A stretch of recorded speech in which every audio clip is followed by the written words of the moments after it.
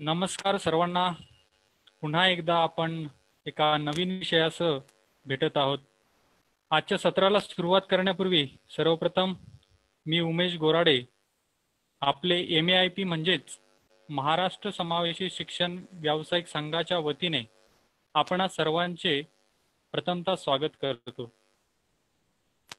MAIPच्या social मीडियाशी जोडलेल्या Facebook, YouTube, Twitter आणि WhatsApp ग्रुपशी जोडलेल्या सर्व समावेशी शिक्षण व्यावसायिक बंधूंचे, त्याचबरोबर शिक्षण क्षेत्रातील प्रत्येक घटकांचे व त्यामध्ये पालक, शिक्षक, विद्यार्थी सर्व घटकांचे पुन्हा एकदा मनपूर्वक सर्वांचे स्वागत करून आजच्या सत्राला आपण सुरुवात करूया.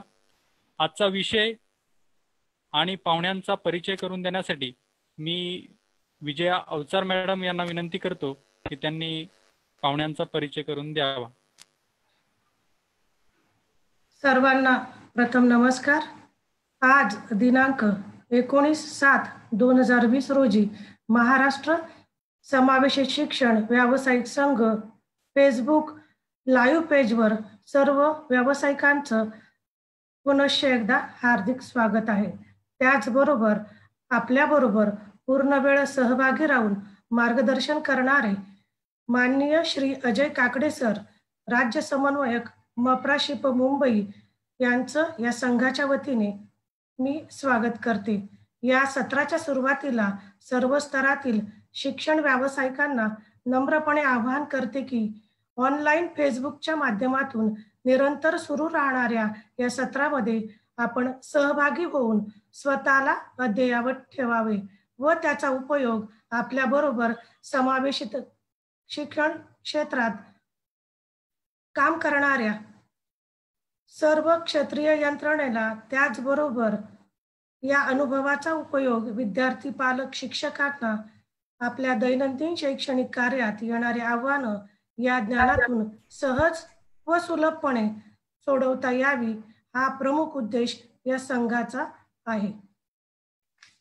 आजच्या सत्राचा विषय दिव्यांग मुलांच्या जडणघडणीत समावेशित शिक्षण व्यावसायिकांचे योगदान, पालक उद्बोधन या विषयावर संवाद साधण्यासाठी आपण उपस्थित झालेला आहोत.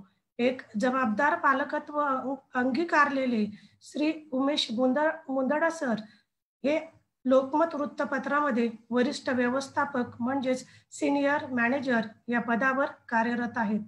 तसेच ते नाशिक विभागातील जळगाव, धुळे, नंदुरबार व नगर जिल्ह्याचं कामकाज बघतात. त्याचबरोबर मुंबई विभागामध्ये देखील ते आपली सेवा देत आहेत. त्यांच्याबरोबर उपस्थित असलेला वेदांत हा देखील आज उपस्थित आहे. वेदांतचं आपल्या या संवाद सत्रामध्ये सहभागी असणं हे आपल्यासाठी अभिमानाची गोष्ट आहे. ती अशी की आज समावेशित शिक्षणासाठी त्याचं असणं म्हणजे ही गुरुदक्षिणाच आहे. अनुभव, समज यामधून विकसित झालेली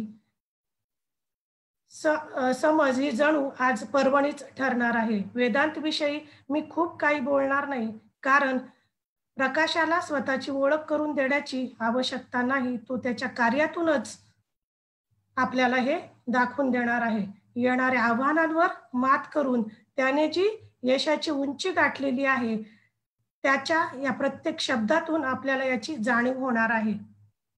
एकच धाडसी विधान करते ते असं की प्रत्येक शब्द आपल्या व्यावसायिकांसाठी वेदांतने दिलेली नवी दृष्टी असणार आहे. नाशिक जिल्ह्यामध्ये वेदांतने शिक्षक प्रशिक्षणात, त्याचबरोबर अंगणवाडी ताई प्रशिक्षणात, पालक प्रशिक्षणात आपले बहुमोल असं योगदान दिलेलं आहे. मुंदडा कुटुंबाविषयी एक महत्त्वाचं सांगायचं ते असं की त्यांनी दिव्यांग विद्यार्थ्यांविषयी अनेक विषयामध्ये उल्लेखनीय कार्य केलेलं आहे. त्याचबरोबर एक अभिमानाची बाब म्हणजे या कुटुंबातील 4 लोकांनी नेत्रदान करून समाजापुढे एक नवा आदर्श निर्माण केलेला आहे. मी खूप वेळ न घेता श्री उमेशजी मुंदडा सर व चिरंजीव वेदांत यांना नम्र विनंती करते की त्यांनी आपल्या सत्राला सुरुवात करावी. धन्यवाद. धन्यवाद मॅडम. सर्वप्रथम थँक्यू व्हेरी मच.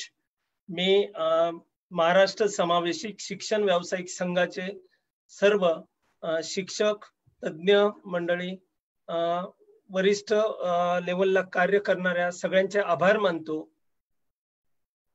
आम्हाला या चर्चासत्रात आपण समाविष्ट करून घेतलं त्याबद्दल मी आपला ऋणी आहे. आपण करत असलेले काम निश्चितच कौतुकास्पद आहे. मी या कोरोना कालावधीत बघितलेले आपले अनेक सेशन बघितले. त्या सेशन मध्ये आज आपण वेदांच्या प्रवासाबद्दल आणि माझ्या अनुभवाबद्दल आपल्याशी शेअर करणार आहे, जेणेकरून आपल्या मनातील अनेक प्रश्नांना उत्तर मिळतील.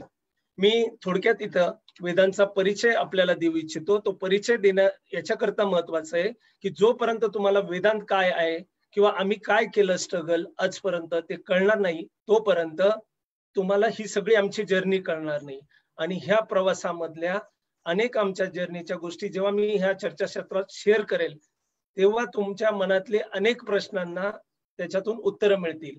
तर मी वेदांची माहिती आपल्या पुढे शेअर करत आहे. 16 नोव्हेंबर 1999 रोजी वेदांचा जन्म झाला. जन्मता अतिशय गोंडस व शरीर यष्टीने चांगला असणारा वेदांत 1.5 वर्षाचा असताना अचानक दोन्ही डोळ्यांनी दिसणे बंद झाले. जणू संपूर्ण परिवारावरच दुःखाचा डोंगर कोसळला. संपूर्ण भारतभर वेगवेगळ्या मोठ्या मोठ्या हॉस्पिटलमध्ये इलाज करूनही डोळ्यांकडे येणाऱ्या नसा सुकल्यामुळे दृष्टी परत येऊ शकली नाही. डॉक्टरांच्या म्हणण्यानुसार जशी अचानक नजर गेली तशी अचानक येऊ शकेल, परंतु आज 18 ते 19 वर्ष कालावधी उलटूनही काही झालेले नाही. आज वेदांत 100% अंध आहे. परिवारातील सदस्य हार मानणारे नसल्यामुळे तसेच नाशिक येथील श्री रामेश्वरजी कलंत्री जे अध्यक्ष महानॅप स्कूल फॉर द ब्लाइंड आहेत त्यांच्या प्रेरणेने वेदांत यास अंधशाळा सातपूर नाशिक येथे प्रवेश घेतला. अंधशाळेत आपला मुलगा जाणार ही प्रेरणाच न आवडणारी होती. सर्वांना खूप वाईट वाटायचे, परंतु दुसरा इलाजही नव्हता. सुरुवातीला वेदांतनेही आम्हाला खूप त्रास दिला, कारण त्याला आधाराची गरज होती, अंधाराची भीती वाटत होती. परंतु नॅप शाळेत तो काही दिवसातच रमून गेला आणि त्याने अभ्यासातली प्रगती दाखवायला सुरुवात केली. त्यातच तो शाळेत प्रथम आला. आमच्या आनंदाला पारावार उरला नाही. हळूहळू तो जसा जसा मोठा झाला तसा तसा तो प्रत्येक वर्षी प्रत्येक वर्गात प्रथम आला. शैक्षणिक प्रगती व्यतिरिक्त तो वेगवेगळ्या क्रीडा स्पर्धेतही उतरला. त्या स्पर्धेतही तो अव्वल ठरला.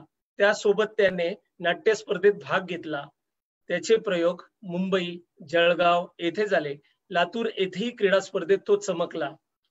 फक्त एवढ्यावरच न थांबता त्याने संगीतातही त्याचे नैपुण्य दाखवायला सुरुवात केली. त्याने संगीत क्षेत्रामधील गांधर्व महाविद्यालय मिरज येथून संगीतातील गायन, तबला, हार्मोनियम, बासरी याचे प्रमाणपत्रही मिळवले. आजही तो सिंथेसायझर यात पारंगत आहे. तसेच तबल्यामध्ये तो गंधर्व महाविद्यालयाकडून संगीत विशारद या पदवीचे शिक्षण घेत आहे. याबरोबरच संगीत क्षेत्रातही त्याने अनेक पुरस्कार प्राप्त केलेले आहे. टॅलेंट स्टुडंट म्हणून वेदांची निवड समितीकडून निवड झाली व राष्ट्रपती माननीय सौ प्रतिभाताई पाटील यांना भेटण्याची संधी त्याला मिळाली. त्यांच्या हस्ते त्याचा गौरव करण्यात आला. नॅपच्या पुस्तकाच्या कव्हर पेजवर तो झळकला. राष्ट्रपती सोबत अर्धा तास तो होता हे ऐकून तर आम्हाला आकाशच ठेंगणे झाले. राष्ट्रपती प्रतिभाताईंनी त्याला राष्ट्रपती भवन बघण्यासाठी आमंत्रण दिले. तेव्हा त्याने अतिशय नम्रपणे नको असे सांगितल्यानंतर राष्ट्रपतीने त्याला का असे विचारले तर तो उत्तरला, आपल्याला भेटायला खूप त्रासातून यावे लागते असे सांगितल्यानंतर राष्ट्रपतींनाही हसू आवरले नाही. म्हणतात ना, माणसाला समस्या ह्या येतच असतात, परंतु सुयोग्य विचाराने त्यातून मार्गच निघत असतो. वेदांत नॅप शाळेतून 4थी पहिल्या क्रमांकाने पास झाला, परंतु शासकीय नियमानुसार ही मुले 5वी पासून डोळस शाळेतच पाठवावी लागतात. खूप प्रयत्नानंतर वेदांतला आदर्श माध्यमिक शाळा जी नाशिक मधील अग्रगण्य शाळा आहे तेथे ऍडमिशन मिळाले. सुरुवातीपासून हुशार व जिद्दी असणारा वेदांत येथेही संपूर्ण डोळस मुलांमध्ये प्रथम आला. तेव्हा तर संपूर्ण शाळेने वेदांतला जणू झोक्यावरच घेतले. डोळसांच्या शाळेत एक अंध विद्यार्थी पहिला येण्याचा मान वेदांतने मिळवला. त्यानंतर त्याने अनेक रेकॉर्डही ब्रेक केले. 5वी ते 10वी प्रत्येक वर्गात वेदांतने गुणवत्तेचा आलेख कायम ठेवला. इयत्ता 10वी मध्ये 92% मिळवून दिव्यांगांमध्ये महाराष्ट्रात प्रथम आला. तसेच डोळसांमध्ये संस्कृत विषयात 100 पैकी 99 गुण मिळवून महाराष्ट्रात टॉप केले. शालेय शिक्षणाबरोबरच वेदांतने अनेक स्पर्धा परीक्षांमध्ये भाग घेतला.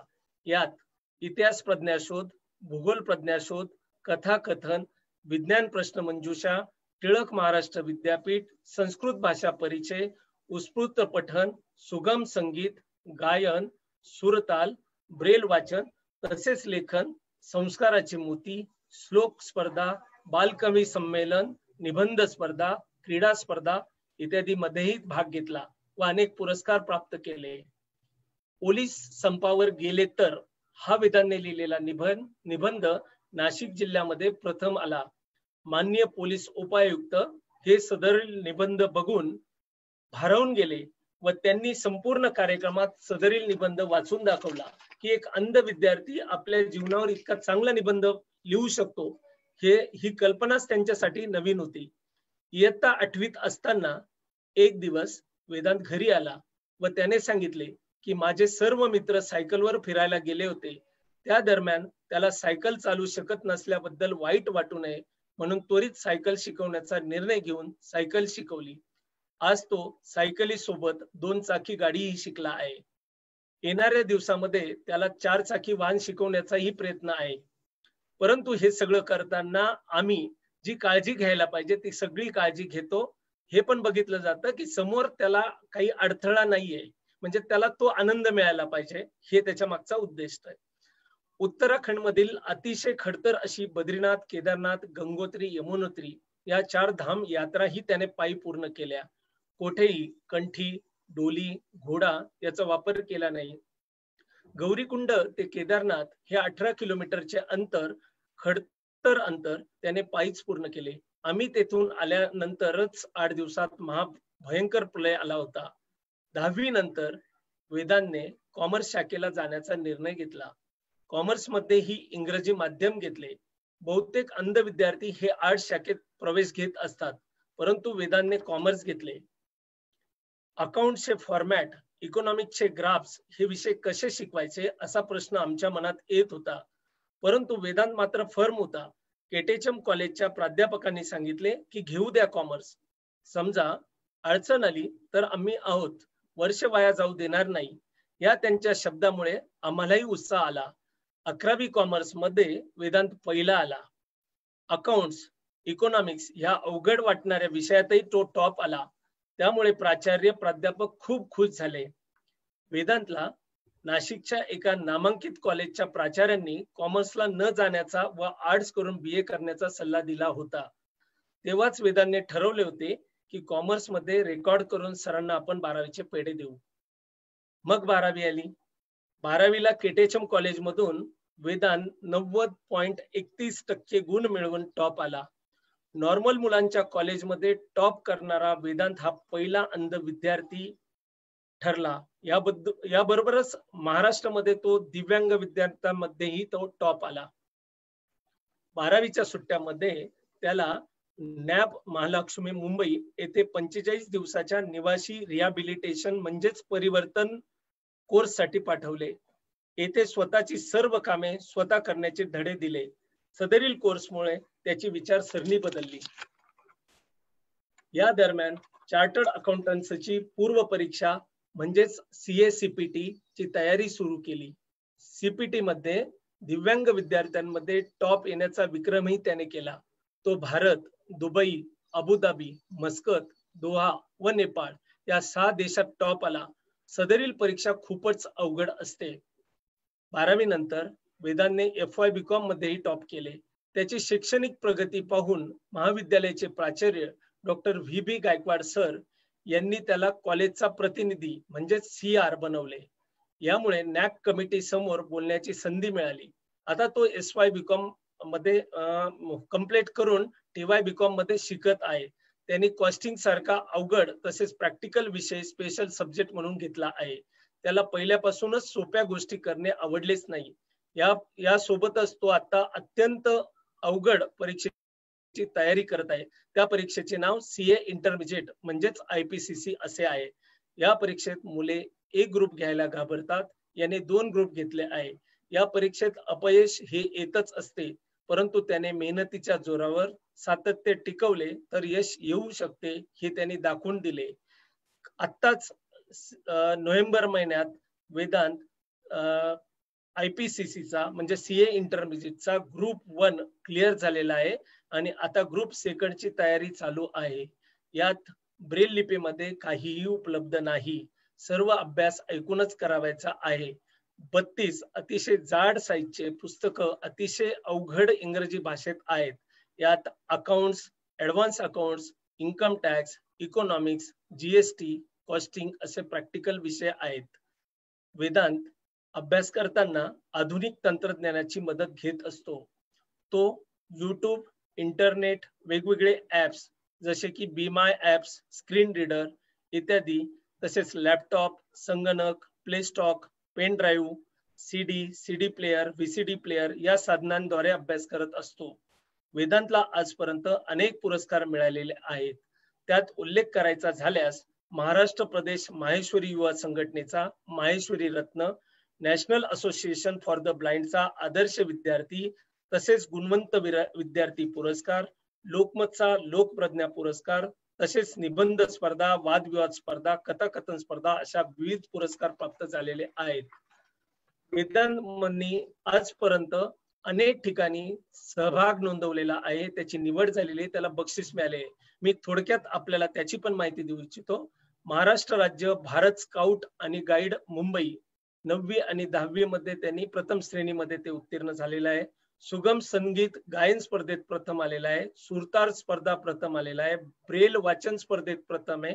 ब्रेल लेखन स्पर्धेत प्रथम आहे. प्रश्न मंजूच्या स्पर्धा आहे. लोकमत संस्काराचे मोती अनेक पुरस्कार प्राप्त झालेला आहे. ब्रेल लिपी दासबोध प्रथम आहे. श्लोक स्पर्धा प्रथम आहे. लोकप्रज्ञा पुरस्कार 13-14, 14-15, 15-16, 16-17, 17-18 5 वेळा त्याला मिळालेला आहे. BMR 2015 car navigator Nashik round table group सहभाग आहे. लोकहितवादी मंडळ बालकवी संमेलनात उत्स्फूर्त सहभाग आहे. गांधी विचार संस्कार परीक्षा त्यांनी उत्तीर्ण केलेली आहे. उदय बहुउद्देशीय सामाजिक शैक्षणिक संस्थातर्फे आयोजित निबंध स्पर्धेत तो टॉप होता.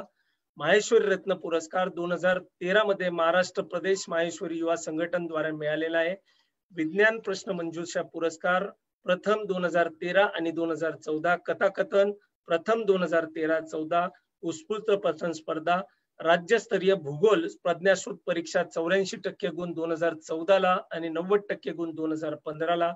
राज्यात प्रथम म्हणून माननीय पंकजाताई मुंडे ग्रामविकास तथा महिला व बालविकास राज्यमंत्री तसेच आमदार देवयानी फरांदे मॅडम यांच्याकडून घरी येऊन वेदांचा सन्मान झालेला आहे.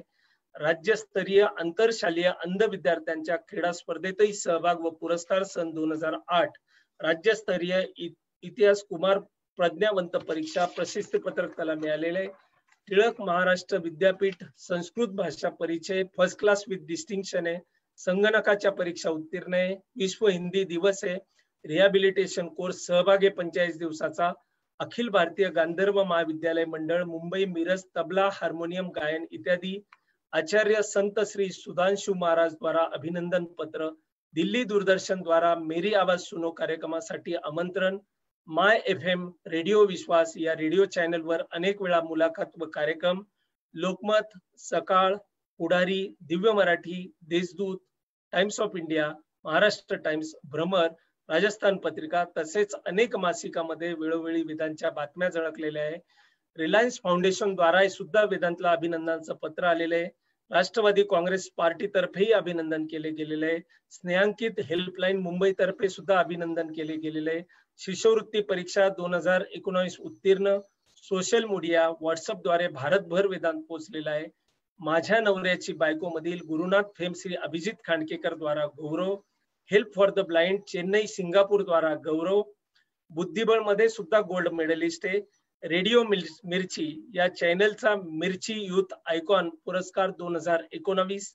स्टुडंट इंडक्शन प्रोग्राम 2019 आणि 2020 साठी मेंटॉर म्हणून निवड व मार्गदर्शन.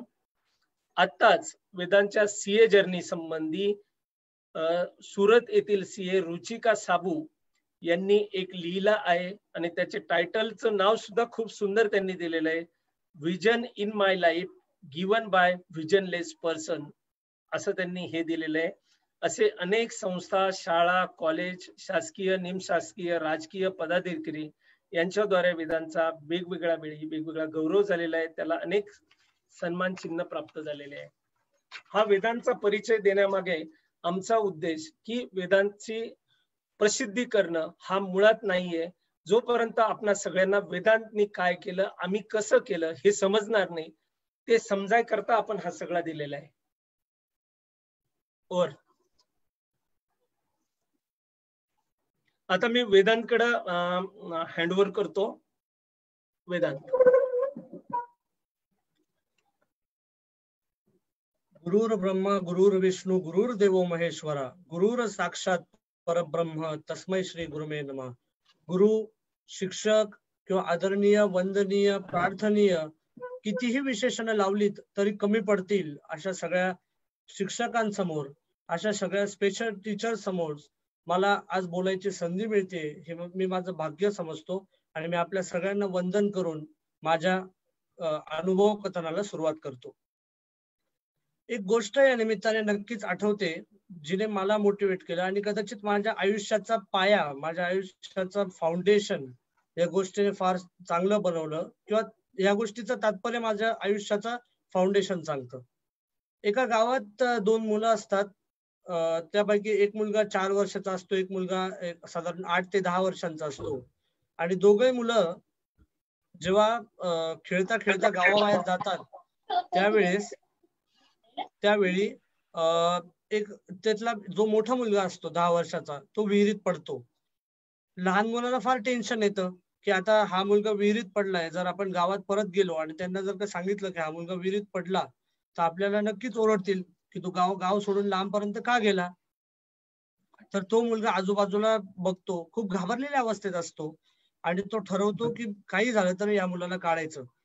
त्याच्या आजूबाजूला त्याला फक्त एक बादली आणि चराट दिसतो, ज्याच्या साह्याने ती बादली तो विहिरीत टाकतो आणि त्या मुलाला जितकी शक्ती लावता येईल, जितक्या ताकदीने त्याला हे काम करता येईल तितक्या ताकदीने तो हे काम करतो आणि तो 4 वर्षांचा मुलगा त्या 10 वर्षाच्या मुलाला विहिरीतून बाहेर काढतो आणि त्याचा जीव वाचवतो. बाहेर आल्यानंतर दोघे जण एकमेकाला मिठी मारतात. इथपर्यंत तर ही गोष्ट खूप छान आहे की आपल्याला कळतं की जेव्हा आपल्या आयुष्यात संकट येतात तेव्हा आपण म्हणजे आपल्यामध्ये एक वेगळी शक्ती येते त्या संकटांना सामोरं जाण्याची. त्यानंतर ही गोष्ट अशी आहे की हे दोघं मुलं गावात जातात आणि गावात घडलेली सगळी घटना सांगतात. पण नक्कीच आपणही कल्पना करू शकतो की जो 4 वर्षांचा मुलगा आहे त्याच्यावर कोणी विश्वास ठेवेल का? तर अजिबातच नाही.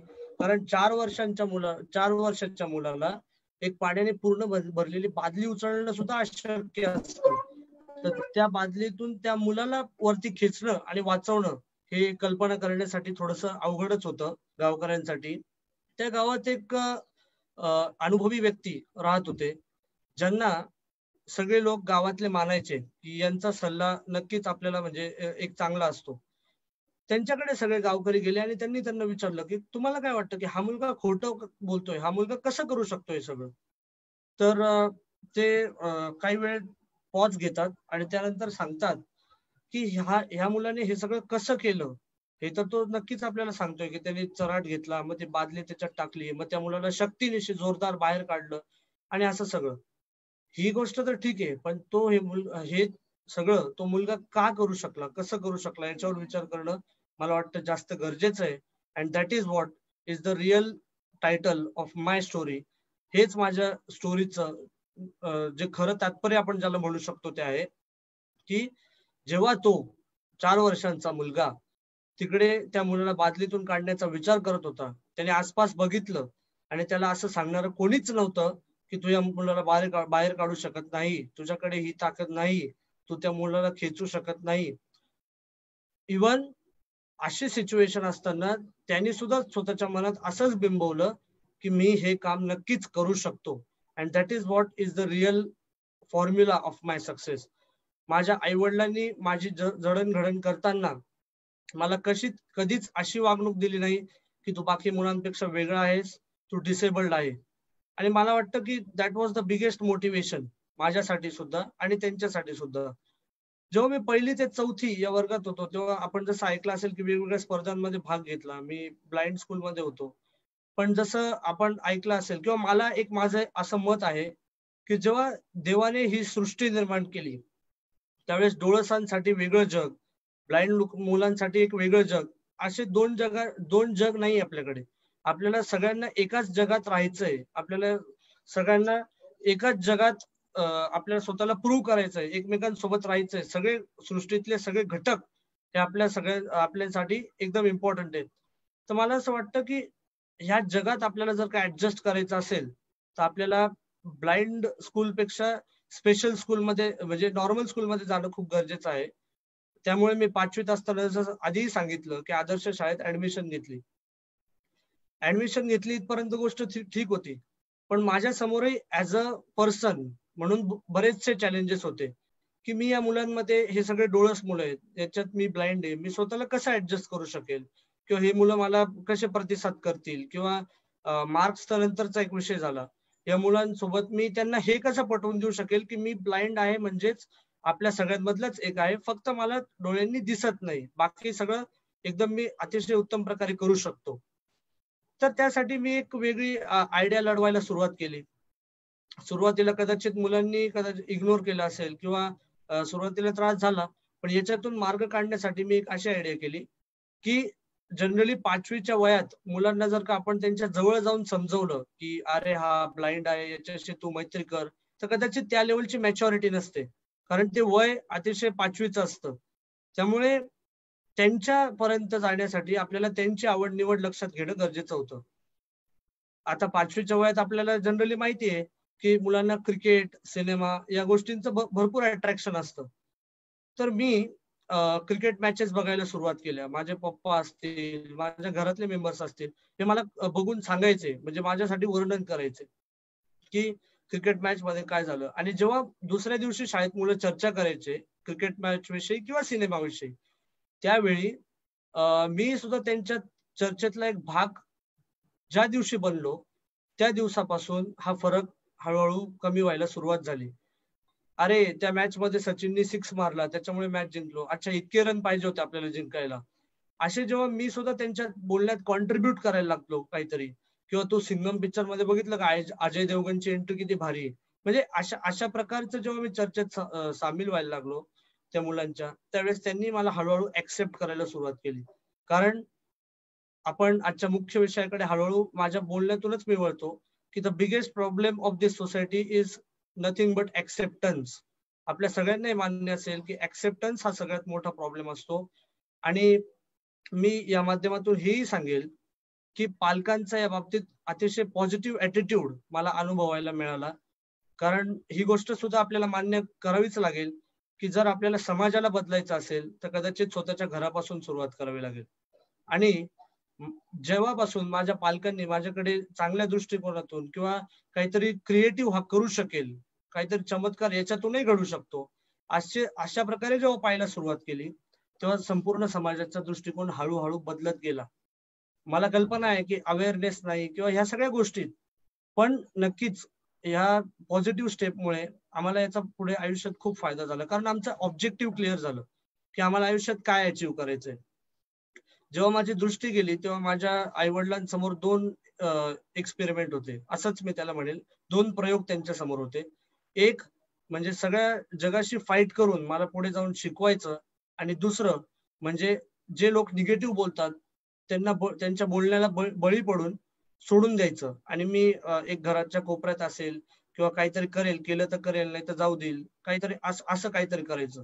आणि मी स्वतःला खूप फॉर्च्युनेट समजतो, खूप नशीबवान समजतो की माझ्या पालकांनी ऑप्शन नंबर 1 चूज केला, जो की जगाशी लढण्याचा होता. आणि त्याचाच रिझल्ट म्हणून आज मी या चर्चासत्रात समाविष्ट होऊ शकलो. So thanks to my parents as well. त्यानंतर जसं मी आपल्याला सांगितलं की मी मुलांशी कोप अप करण्यासाठी क्रिकेट मॅचेस असेल किंवा सिनेमा असेल अशी सुरुवात केली. पण हळूहळू असं जाणवायला लागलं किंवा आमच्या लक्षात आलं की क्रिकेट मॅचेस किंवा मुलांमध्ये गप्पा मारणं, समाविष्ट होणं, दॅट वॉज वन ऑब्जेक्टिव्ह. ही एक गोष्ट खरी, पण what was the real intention? आपलं खरं पर्पज काय होतं याच्या मागचं? आपलं खरं पर्पज होतं की आपल्याला एज्युकेशन मिळालं पाहिजे. आणि जर आपण गप्पा मारण्यात किंवा या सगळ्यात मध्ये जर का वेळ घालत असू किंवा गरजेपेक्षा जास्त जर वेळ इन्व्हेस्ट करत असू तर कदाचित आपलं मेन इंटेन्शन बाजूला राहील. तर याच्यातूनही मार्ग काढण्यासाठी आम्ही एक नवीन युक्ती केली. मला सांगायला आवडेल की माझं आयुष्य हे अनेक एक्सपेरिमेंट्स, अनेक प्रयोग करून जो आउटकम निघतो त्याचं एक म्हणजे उदाहरण आहे. हे मला सांगायला आवडेल की आम्ही इतके उद्योग केले, इतके प्रयोग केले की ज्याच्यातून आम्हालाही भरपूर गोष्टी कळत गेल्या आणि कदाचित जगालाही जाणीव होत गेली की असंही काहीतरी होऊ शकतं. आमच्या सराउंडिंग, आमच्या आसपास जे लोक होते त्यांनाही कळत गेलं की जर आपण पॉझिटिव्ह ॲटिट्यूड ठेवला तर नक्कीच हे सुद्धा शक्य आहे. तर आम्ही असं एक आयडिया केली की थोडीशी मला सुद्धा माझ्या लेवलवर थोडं प्रिपेअर्ड राहावं लागलं. जसं की मुलांना कधी कधी लालूच ज्याला आपण म्हणतो तसं करणं की अरे तू मला एवढं रेकॉर्ड करून दिलं ना तर आपण वडापाव खाऊ, किंवा तू जर मला हे करून दिलं ना तर आपण हे करू. आणि तेच अट्रॅक्शन असतं 5वी ते 7वीच्या वयात मुलांसाठी. आणि दॅट वर्क फॉर मी. त्या अट्रॅक्शननी माझ्यासाठी काम केलं. मी अनेक मुलांकडून, म्हणजे एका मुलाकडून थोडासा पाठ, दुसऱ्याकडून थोडासा, असं मोबाईलमध्ये रेकॉर्ड करून, किंवा माझ्या जसं मी सांगितलं की घरच्यांचं खूप मोठं कॉन्ट्रीब्युशन होतं. तर या सगळ्या कॉन्ट्रीब्युशनमुळे मला ते रेकॉर्डिंग्स अवेलेबल झाले आणि त्या रेकॉर्डिंगच्या बेसिसवर अभ्यास करून मी एक चांगला स्कोर करू शकलो. आणि मला हेच माझ्या सगळ्या मित्रांपर्यंत पोहोचवायचंय, भले डिसेबल्ड असो किंवा नॉन डिसेबल्ड, की चॅलेंजेस हे आपल्या आयुष्यात येतच असतात आणि येणारच. माझ्या आयुष्यात आजपर्यंतही चॅलेंजेस होते, आताही आहेत. ज्या चॅलेंजेसची मी फेस करतोय, मी आपल्याला नक्कीच ते चॅलेंज आपल्यासोबत शेअर करेल.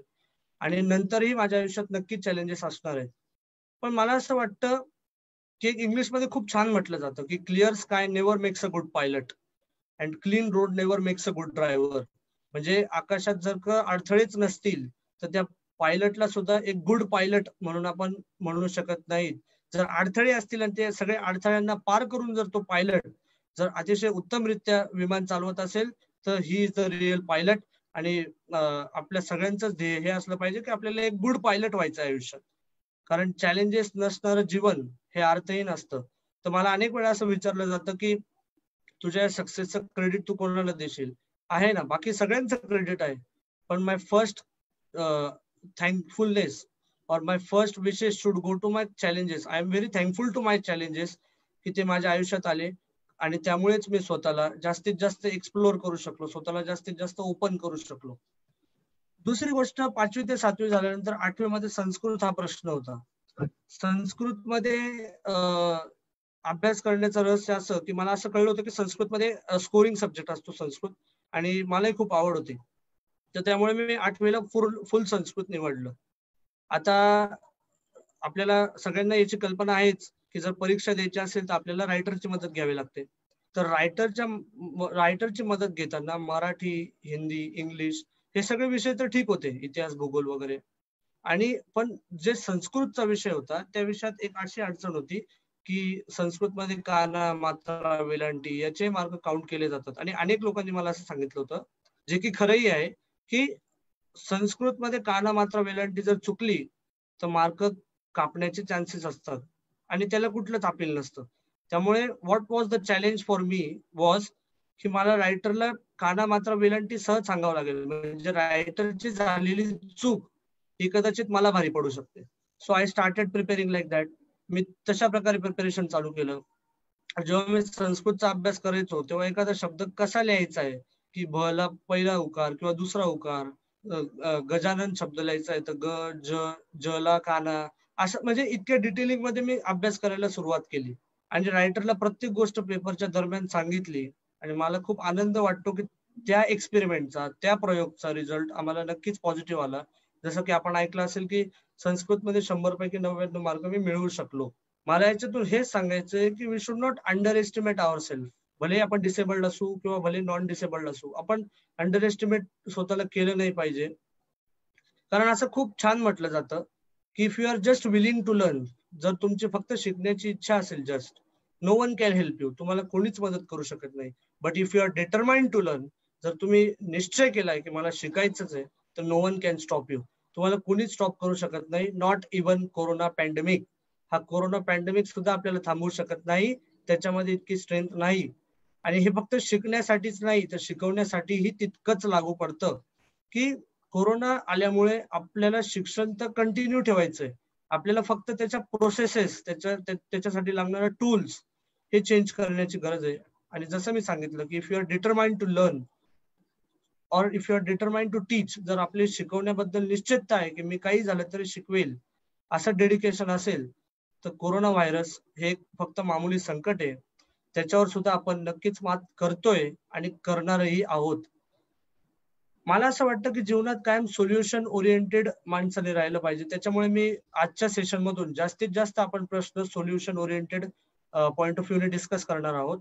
त्यामुळे हे सेशन थिअरॉटिकल पेक्षा प्रॅक्टिकल अँगलने आपल्या सगळ्यांसाठी असेल असं एक या सेशन बद्दल माझा पॉइंट ऑफ व्ह्यू आहे.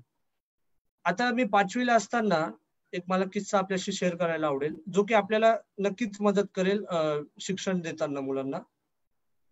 की 5वीला असताना एकदा मॅथमॅटिक्सचे जे संबंधित असतील त्यांना माहिती असेल की एक देअर फोरचं किंवा म्हणूनचं चिन्ह जे असतं 3 डॉट वालं, तर ते 3 डॉट मला कळले नव्हते. म्हणजे पूर्ण बाकी गणिताच्या स्टेप्स कळल्या होत्या, पण ते जसं मी आपल्याला सांगितलं की रायटरला प्रत्येक गोष्ट डिक्टेट करावी लागते, कारण असा नियम असतो की 5वीची जर परीक्षा असेल तर 1 वर्ष आधीचा किंवा 1 वर्ग आधीचा म्हणजे 4थीचा रायटर मला अपेक्षित असतो. तर रायटरला ही गोष्ट कशी सांगायची हे मला कळत नव्हतं परीक्षेत, त्याच्यामुळे माझे मार्कही गेले होते. आणि 5वीत असताना त्या गोष्टीचं अट्रॅक्शन आपल्याला असतं की किती मार्क्स मिळाले, पर्यायाने मार्क्सचा आयुष्यात किती संबंध आहे तो एक वेगळा विषय, पण त्या मार्क्सचं एक अट्रॅक्शन होतं. त्याच्यामुळे घरी येऊन रडारड थोडीशी झाली. मी माझ्या पालकांना पप्पांनाही सांगितलं, त्यांनाही खूप वाईट वाटलं की जर का मॅथमॅटिक्स हा विषय पूर्णपणे समजतोय पण जर रायटरमुळे माझे मार्क जात आहेत, त्याच्यासाठी काहीतरी सोल्युशन, नक्कीच आपल्याला कॉन्क्रीट सोल्युशन शोधण्याची गरज आहे. तर आम्ही त्याच्यावर काम करणं सुरू केलं. मला सांगायला खूप आवडेल की अतिशय ऑप्टिमिस्टिक आशावादी दृष्टिकोन असणारे वडील किंवा पेरेंट्स मला मिळाले, हे मी खूप भाग्य समजतो. मी पेरेंटिंग या विषयावर सुद्धा आपल्याशी नंतर बोलणारच आहे. त्यावेळेस म्हणूनचं चिन्ह माझं चुकलेलं होतं, सगळे हताश होते की अशा तर मग पुढे खूप चुका होत राहतील, याचे मार्क जातील, काय करता येईल. तर आम्ही एक प्रयोग करायचं ठरवलं. आपल्या घरात जो लाईटचा बोर्ड असतो जिथे आपण पिन अटॅच करतो, तर ते आमच्या घरात जे होतं ते म्हणूनच्या शेपचं होतं, ते डॉट्स जे होल असतात ते. तर माझ्या वडिलांनी फ्यूज सगळ्या घरचे फ्यूज बंद केले, जेणेकरून करंट त्याच्यातून पास होणार नाही. आणि त्या होलवर माझा हात फिरवला आणि मला दाखवलं की वरती 1 डॉट आणि खाली 2 डॉट, याला म्हणूनचं चिन्ह असं म्हणतात. पुढच्या परीक्षेपासून रायटरला हे तू सांगायचं की म्हणूनचं चिन्ह असं काढलं जातं, आपल्याला एकही मार्क गमवायचा नाही. असं करून मला इतकं छान वाटलं आणि त्याच वेळेस मला कळलं की माझे पेरेंट्स हे माझ्यासाठी किती आशावादी आहेत आणि किती पॉझिटिव्ह आहेत. ही पॉझिटिव्हिटीच मला वाटतं की मदत करते. नॉट इवन पॅरेंट्स, आपण सगळे शिक्षक असतील माझे किंवा पेरेंट्स असतील, मित्रमंडळी असेल, जे सगळे सायटेड होते, पण तरी त्यांनी मला कधी वेगळं मानलं नाही. आणि मला असं वाटतं की दॅट लेड द फाउंडेशन, त्याच्यामुळे हा पाया बनला गेला. मला असं वाटतं की या शिक्षण घेताना अनेक चॅलेंजेस आले, पण असं खूप छान म्हटलं जातं किंवा आपल्याला शिकवताना आता कोरोनामुळे काही चॅलेंजेस येत आहेत. एक मी खूप छान ऐकलं होतं, जे मी माझ्या आयुष्यातही इम्प्लिमेंट करतो, तेच मी आपल्यासोबत शेअर करेल की life challenges are not suppose to paralyse you. आयुष्यात येणारे चॅलेंजेस हे आपल्यासाठी पॅरलाइज करण्यासाठी नसतात, but they are suppose to discover who you really are. तुम्ही स्वतः कोण आहात, तुमच्यामध्ये काय पोटेन्शियल आहे, ते पोटेन्शियल अनलॉक करण्यासाठी हे चॅलेंजेस आपल्याला खूप मदत करत असतात. हा माझा जीवनाकडे बघण्याचा पॉइंट ऑफ व्ह्यू. मला असं वाटतं मी या सेशनच्या मार्फत जे विशेष शिक्षक आहेत, जे आपल्याला ऐकतायत सगळे, त्या सगळ्यांनाही एक सिन्सिअर सॅल्यूट करू इच्छितो. याचं कारण आहे, एक विचार करा की आपला मोबाईल, जो साधा मोबाईल असतो जो आपण रोज वापरतो, तो एक वेळ हँग झाला 2 मिनिटासाठी तरी आपण पूर्णपणे डिस्टर्ब होतो आणि हा मोबाईल कधी बदलायचा आणि कधी नाही असा आपल्याला प्रश्न पडतो. पण हे आपले सगळे विशेष शिक्षक, आपण सगळे लोक, आपल्याला खरंच सॅल्यूट जितकं करू तितकं कमी आहे. की काही मुलांना कदाचित एखादी कन्सेप्ट लवकर कळत नाही, तर जोपर्यंत कळत नाही तोपर्यंत पूर्णपणे पेशन्स ठेवून त्या मुलांना ती कन्सेप्ट त्यांच्या मनात टाकणं हे नक्कीच एक क्रेडिटेबल काम आहे आणि इट नीड्स अप्रिसिएशन. याला अप्रिसिएशनची गरज आहे आणि आय एम व्हेरी थँकफुल की मला ही अपॉर्च्युनिटी मिळाली की मी आपल्या सगळ्या लोकांचं अप्रिसिएशन या सेशनच्या मार्फत करू इच्छितो. त्यानंतर 8वी ते 10वी झालं. 10वी मध्ये 92% मिळाले. आणि एक मला अतिशय सांगायला आवडेल की जशी जाते जसं जसं रिझल्ट बाहेर पडत जातात आपण केलेल्या कष्टाचं, त्यावेळेस एक समाधान वेगळ्या लेवलचं असतं. त्यामुळे जेव्हा 10वीचा रिझल्ट आला तेव्हा माझ्या आई वडिलांसाठी किंवा माझ्यासाठी अतिशय एक प्रूव्हन मोमेंट होती की आम्हाला हे कळलं की आम्ही जे एक्सपेरिमेंट ट्राय करतोय ते नक्कीच कुठे ना कुठे वर्क करतायत. सगळेजण त्यांना सांगत होते की खरंच तुमचं खूप मोठं योगदान आहे. पण त्यांची ही कृतज्ञता की त्यांचं मोठेपण आहे की ते असं सांगत होते की नाही सगळी मेहनत वेदांचीच आहे. पण आपल्याला ही गोष्ट तर मान्य करावीच लागेल की त्यांचा खूप मोठा रोल होता. 11वीला असताना मी कॉमर्स या फील्डमध्ये जाण्याचा डिसिजन घेतला. या डिसिजन मागे बरेचसे कारण होते. आम्हाला अनेक लोकांनी एनकरेज सुद्धा केलं, अनेक लोकांनी आमची टीकाही केली की कॉमर्समध्ये काय करिअर आहे, कॉमर्समध्ये आकृत्या असतील, डायग्राम असतील, ग्राफ असतील, तू कसं करशील, म्हणजे कशाला कॉमर्सला जातो. किंवा मला या माध्यमातून असं सांगायचं की भरपूर ब्लाइंड लोकांना किंवा डिसेबिलिटी असलेल्या लोकांना मिसगाईड केलं जातं की आर्ट्स, मला असं वाटतं की arts is also very good stream, त्याच्याबद्दल प्रश्नच नाही. पण जर मला कॉमर्समध्ये माझं करिअर परस्यू करण्याची इच्छा असेल तर मी माझ्या डिसेबिलिटीमुळे आर्ट्स फील्ड निवडतोय is not a better option. त्यामुळे एक कॉमर्स घेण्यासाठी अजूनच इन्स्पिरेशन माझ्यात वाढलं आणि मी 11वी कॉमर्सला ऍडमिशन घेतलं. 10वी पर्यंत मी सुद्धा एक मराठी मीडियमचा स्टुडंट होतो. पण आपल्या सगळ्यांना माहिती आहे की इंग्लिश ही आजच्या जगात एक रोजच्या व्यवहारातली भाषा झाली आहे, ज्याला आपण फॉर्मल व्यवहार असं म्हणतो. प्रोफेशनलिझमचं साईन मानलं जातं आणि आपल्याला ते इंग्लिशशी युज टू होणं खूप गरजेचं आहे जर आपल्याला काहीतरी चांगलं अचीव्ह करायचं असेल तर. म्हणजे याला अपवादही नक्कीच आहेत, पण इंग्लिश एक नेसेसरी आहे. तर त्यामुळे मी इंग्लिश मिडियम चूज करण्याचा डिसिजन घेतला.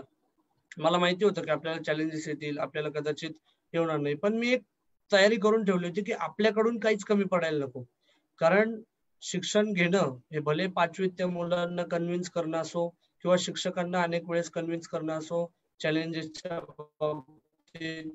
त्यांना अनेक वेळेस शंका असायची की हे शक्य आहे की नाही.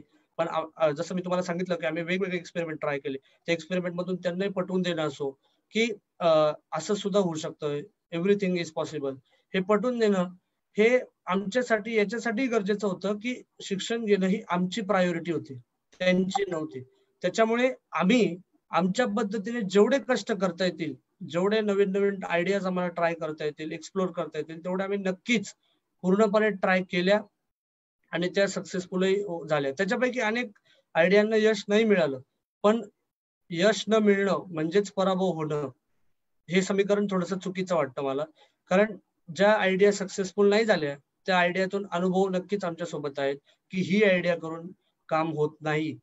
आपल्याला आयुष्यात काय करायचंय हे सगळेच लोक सांगतात, पण काय करायचं नाही हे ज्याला कळतं, मला वाटतं त्याचा सक्सेस होण्याचं एक प्रमाण हे नक्कीच चांगल्या लेवलला असतं. मी 11वीला कॉमर्स घेतल्यानंतर अनेक प्रॉब्लेम होते, अकाउंटन्सीचे फॉर्मॅट होते, इकॉनॉमिक्स मधले ग्राफ होते. त्याच्यासाठी आम्ही काय काय युक्त्या केल्या. तर माझे मित्र, मी स्वतःला खूप फॉर्च्युनेट समजतो की मला चांगले मित्र मिळाले किंवा मी बनवण्यात यशस्वी ठरलो, दोन्ही गोष्टींनी आपण म्हणू शकतो. त्यांनी माझ्यासाठी मेहनत केली. माझे भाऊ घरात आहेत, 2 भाऊ आता, ते मला नक्कीच मदत करतात रेकॉर्डिंगसाठी वगैरे. तर अशा सगळ्या गोष्टीतून झालं असं की ते ग्राफ मला समजत नव्हता आणि मी या सेशनच्या मार्फत सगळ्या विषय शिक्षकांना असेल किंवा सगळ्या माझ्या डिसेबल्ड मित्रांना असेल ज्यांच्यापर्यंत हे सेशन, मी आपल्या सगळ्यांना रिक्वेस्ट करतो की जास्तीत जास्त पोहोचवा. कारण हे सेशन फक्त एका विषय शिक्षक किंवा एखाद्या कॅटेगरीसाठी नाही. या सेक्शन मध्ये मी माझ्या आयुष्यातलं जे काही आपल्या सगळ्यांना देता येईल तो पुरेपूर प्रयत्न करतोय. तर सर्व सेक्टर सोसायटीतले याच्यात मी कव्हर करण्याचा आम्ही प्रयत्न करतोय. पॅरेंट्स असतील, स्टुडंट असतील आणि शिक्षक असतील आणि बाकी सायटेड लोक ज्यांना काहीतरी आयुष्यात एक पॉझिटिव्ह दृष्टिकोन हवा आहे, या सगळ्यांसाठी हे सेशन आहे. तर त्यांनी माझ्यासाठी आपल्या काड्यापेटीचे काड्या असतात त्या आणि धागा, परत शर्टाचे बटन, हे सगळं एकत्र करून ग्राफची डिझाईन एक चिटकवून एका कार्डशीट पेपरवर तयार केली आणि मला त्याच्यावर बोट फिरवायला सांगितलं की असा या ग्राफचा शेप आहे, असा या आलेखाचा आकार आहे आणि असा इकॉनॉमिक्स मध्ये तो लॉ आहे. म्हणजे जर ठरवलं असतं ना तर असंही करता आलं असतं या सगळ्या लोकांना. म्हणजे I am thankful to this support system. माझे आजोबा ज्यांचं वय 76 ते 77 वर्ष आहे, ते सुद्धा त्यांना जितकं शक्य होईल तितकं मला पुस्तकं वाचून दाखवतात आणि he is the biggest backbone माझ्या पाठीमागे आहेत. पांढऱ्या काठीप्रमाणे माझ्या सगळ्या परिवाराचं माझ्या सक्सेस मध्ये योगदान आहे. त्यांना जर का वाटलं असतं तर ते असंही करू शकले असते की ठीक आहे, परीक्षेपुरता अभ्यास कर, पेपर क्लिअर कर, नाहीतरी ग्राफ समजला नाही तर आपण कन्सेशन घेऊ किंवा एक्स्ट्रा मार्क्स घेऊ. पण नाही, माझ्या पालकांचा फॉर्च्युनेटली असा कधीच दृष्टिकोन नव्हता की आपण परीक्षेपुरता अभ्यास करायचं. माझ्या पालकांचा असा जरूर दृष्टिकोन होता की सगळे ग्राफ तुला रायटरला सांगता आले पाहिजेत. नक्कीच काही काही ग्राफ अवघडही होते, त्याच्यात अडचणी जातील, पण ऍटलिस्ट तुला त्या ग्राफचं वर्णन किंवा त्या ग्राफ मागे जी कन्सेप्ट आहे ती कन्सेप्ट तुला सांगता आली पाहिजे. भले ग्राफ ड्रॉ नाही करता आला तरी चालेल, पण तुला कन्सेप्ट नक्कीच सांगता आली पाहिजे. कारण आपल्याला माहिती की परीक्षेत 3 तासाचा लिमिटेड टाइम असतो, कदाचित थोडा एक्स्ट्रा टाइम मिळत असेल, पण तो टाइम सफिशियंट नसतो की मी त्या रायटरला ग्राफ एक्सप्लेन करून सांगेल. अनेक वेळा ग्राफ अवघड असतात, त्यामुळे रायटरला एक्सप्लेन करणे इतका वेळ नसतो. तर त्या केसमध्ये ठीक आहे, पण ऍटलिस्ट मला त्याचं एक्सप्लेनेशन पूर्ण कळलं पाहिजे की जर मला आयुष्यात उद्या ती कन्सेप्ट अप्लाय करायची झाली तर ती कन्सेप्ट मी नक्कीच अप्लाय करू शकेल. इतकं नॉलेज मला नक्कीच पाहिजे, असं माझ्या पेरेंट्सचा पॉझिटिव्ह ऍटिट्यूड होता. आणि जसं आपल्याला माहिती की जर ज्या अर्थी माझे पेरेंट्स माझ्याबद्दल पॉझिटिव्ह होते, त्या अर्थी मी असं समजायचो की जर आपले पेरेंट्स आपल्याबद्दल इतके पॉझिटिव्ह आहेत, आपले शिक्षक आपल्याबद्दल इतके पॉझिटिव्ह आहेत, तर आपलं हे कर्तव्य आहे की आपल्या शिक्षणासाठी आपण नक्कीच योगदान देणं गरजेचं आहे. आपणही ती पॉझिटिव्हिटी कंटिन्यू ठेवली पाहिजे. मग कॉमर्समध्ये असे प्रयोग करत गेले. मला आनंद आहे की मी 11वी आणि 12वी या 2 वर्षातही कॉलेजमध्ये टॉप लिस्ट मध्ये येऊ शकलो. डोळसांचं कॉलेज होतं. आधी खूप भीती वाटत होती की शाळा एक लिमिटेड एन्व्हायरमेंट असतं, पण कॉलेज मध्ये खूप कक्षा रुंदावतात, त्यामुळे एक खूप भीती होती की आपलं कॉलेजमध्ये कसा निभावं लागेल. पण हळूहळू सगळं होत गेलं. आणि जसा आता एक किस्सा सांगितला की एका व्यक्तीने मला कॉमर्स घेण्यासाठी डिमोटिवेट केलं होतं. तर माझ्या वडिलांनी मला त्यावेळेस हे सांगितलं होतं की आपल्याकडे 2 ऑप्शन आहे. एक म्हणजे तू त्या व्यक्तीला काहीतरी बोल किंवा त्या व्यक्तीचा अपमान कर किंवा त्या व्यक्तीला काहीतरी हार्म पोचव, त्याने तुझा हे शांत होऊ शकतो राग. किंवा दुसरी गोष्ट म्हणजे तू प्रूव्ह करून दाखव स्वतःला की yes I can also do it आणि तुमचं विधान चुकीचं होतं. मला असं वाटतं की मी ऑप्शन नंबर 2 चूज केला, कारण माझं स्वतःचं मत राहिलेलं आहे की जो पहिला ऑप्शन मी आपल्याला सांगितला की जाऊन एखाद्याचा अपमान करणं किंवा एखाद्याशी बोलणं, हा इम्पॅक्ट कदाचित राहतही असेल, पण तो शॉर्ट टर्म साठी असतो, 2 महिने 3 महिने, त्याच्यानंतर समोरचा व्यक्ती विसरून जातो.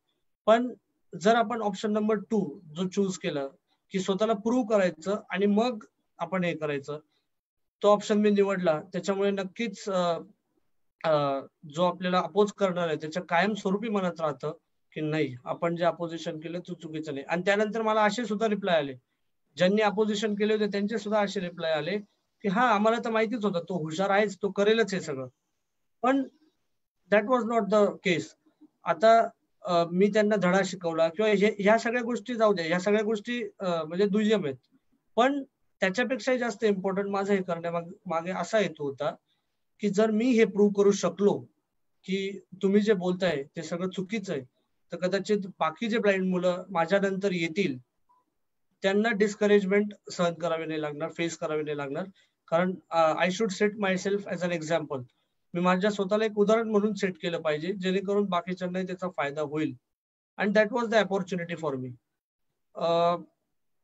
अनेक वेळा आम्हाला असे प्रश्न विचारले जातात की माझ्या पालकांनी की वेदांतला तुम्ही कसं ऍक्सेप्ट केलं, ऍज अ चॅलेंज म्हणून ऍक्सेप्ट केलं, काय चॅलेंजेस होते. तर मला असं वाटतं, माझा पॉइंट ऑफ व्ह्यू असा आहे की त्यांनी मला रादर दॅन चॅलेंज, मला एक अपॉर्च्युनिटी म्हणून त्यांनी जास्त बघितलं की कसं आपल्याला जास्तीत जास्त डेव्हलपमेंट करता येईल, कसं आपल्याला जास्तीत जास्त पुढे जाता येईल. त्याच्यानंतर 12वीचा आला, बोर्डाचा प्रश्न होता. बोर्डात नक्कीच आपण 10वी ते रेकॉर्ड केलाय, त्याच्यामुळे कॉन्फिडन्स होता. पण कॉमर्स असल्यामुळे थोडीशी मनात भीती होती. अनेक मित्रांनी सपोर्ट केला, शिक्षकांनी सपोर्ट केला, त्यामुळे 12वीतही 91% यश मी मिळवू शकलो. आणि त्यानंतर एक सुरुवात झाली की what is the biggest opportunity in commerce. तर मला भरपूर ठिकाणून उत्तर आले की चार्टर्ड अकाउंटन्सी. तर चार्टर्ड अकाउंटन्सी हा कोर्स खूप अवघड होता आणि ते सगळ्यांनाच माहिती आहे की चार्टर्ड अकाउंटन्सी हा कोर्स खूप अवघड आहे. पण मला असं वाटलं की काय अवघड म्हणून काय असेल, आणि आजपर्यंत जे आपण प्रयोग करत गेलोय तर आजपर्यंत आपल्याला आधी माहित नव्हतं की आपण एखादी गोष्ट करू शकतो. जर यातही आपण प्रयोग केले तर यातही आपण सक्सेसफुल होऊ शकू, आणि निदान एंट्री करायला तरी काय हरकत आहे. त्यामुळे मी चार्टर्ड अकाउंटन्सी मध्ये एंट्री केली. सीपीटी जी त्याची एंट्रन्स एक्झाम आहे ती क्लिअर झालो. त्याच्यातही अनेक प्रॉब्लेम होते. मॅथमॅटिक्स सारखा विषय होता, तो कसा हँडल करायचा, हायर लेवलचा. स्टॅटिस्टिक्स होतं, ते कसं रायटरला सांगायचं, ते कसं सॉल्व्ह करायचं. कॅल्क्युलेटरचा वापर होता, हे सगळं होतं. या दरम्यान अनेक अडचणी अशा आल्या की ज्या आपल्या सगळ्यांच्याच आयुष्यात म्हणजे आपल्या प्रश्न म्हणून असतात की जे स्टडी मटेरियल होतं ते वाचायचं कसं. कारण ब्रेल मध्ये सगळीच गोष्ट अवेलेबल नसते.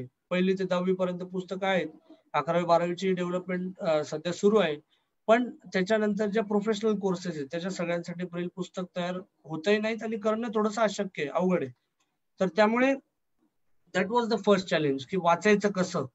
तर त्याच्यासाठी आम्ही उपाय केले. रेकॉर्डिंग करायला आम्हाला भरपूर जणांनी मदत केली, ते आपण सेशनच्या लास्ट मध्ये डिस्कस करणारच आहोत.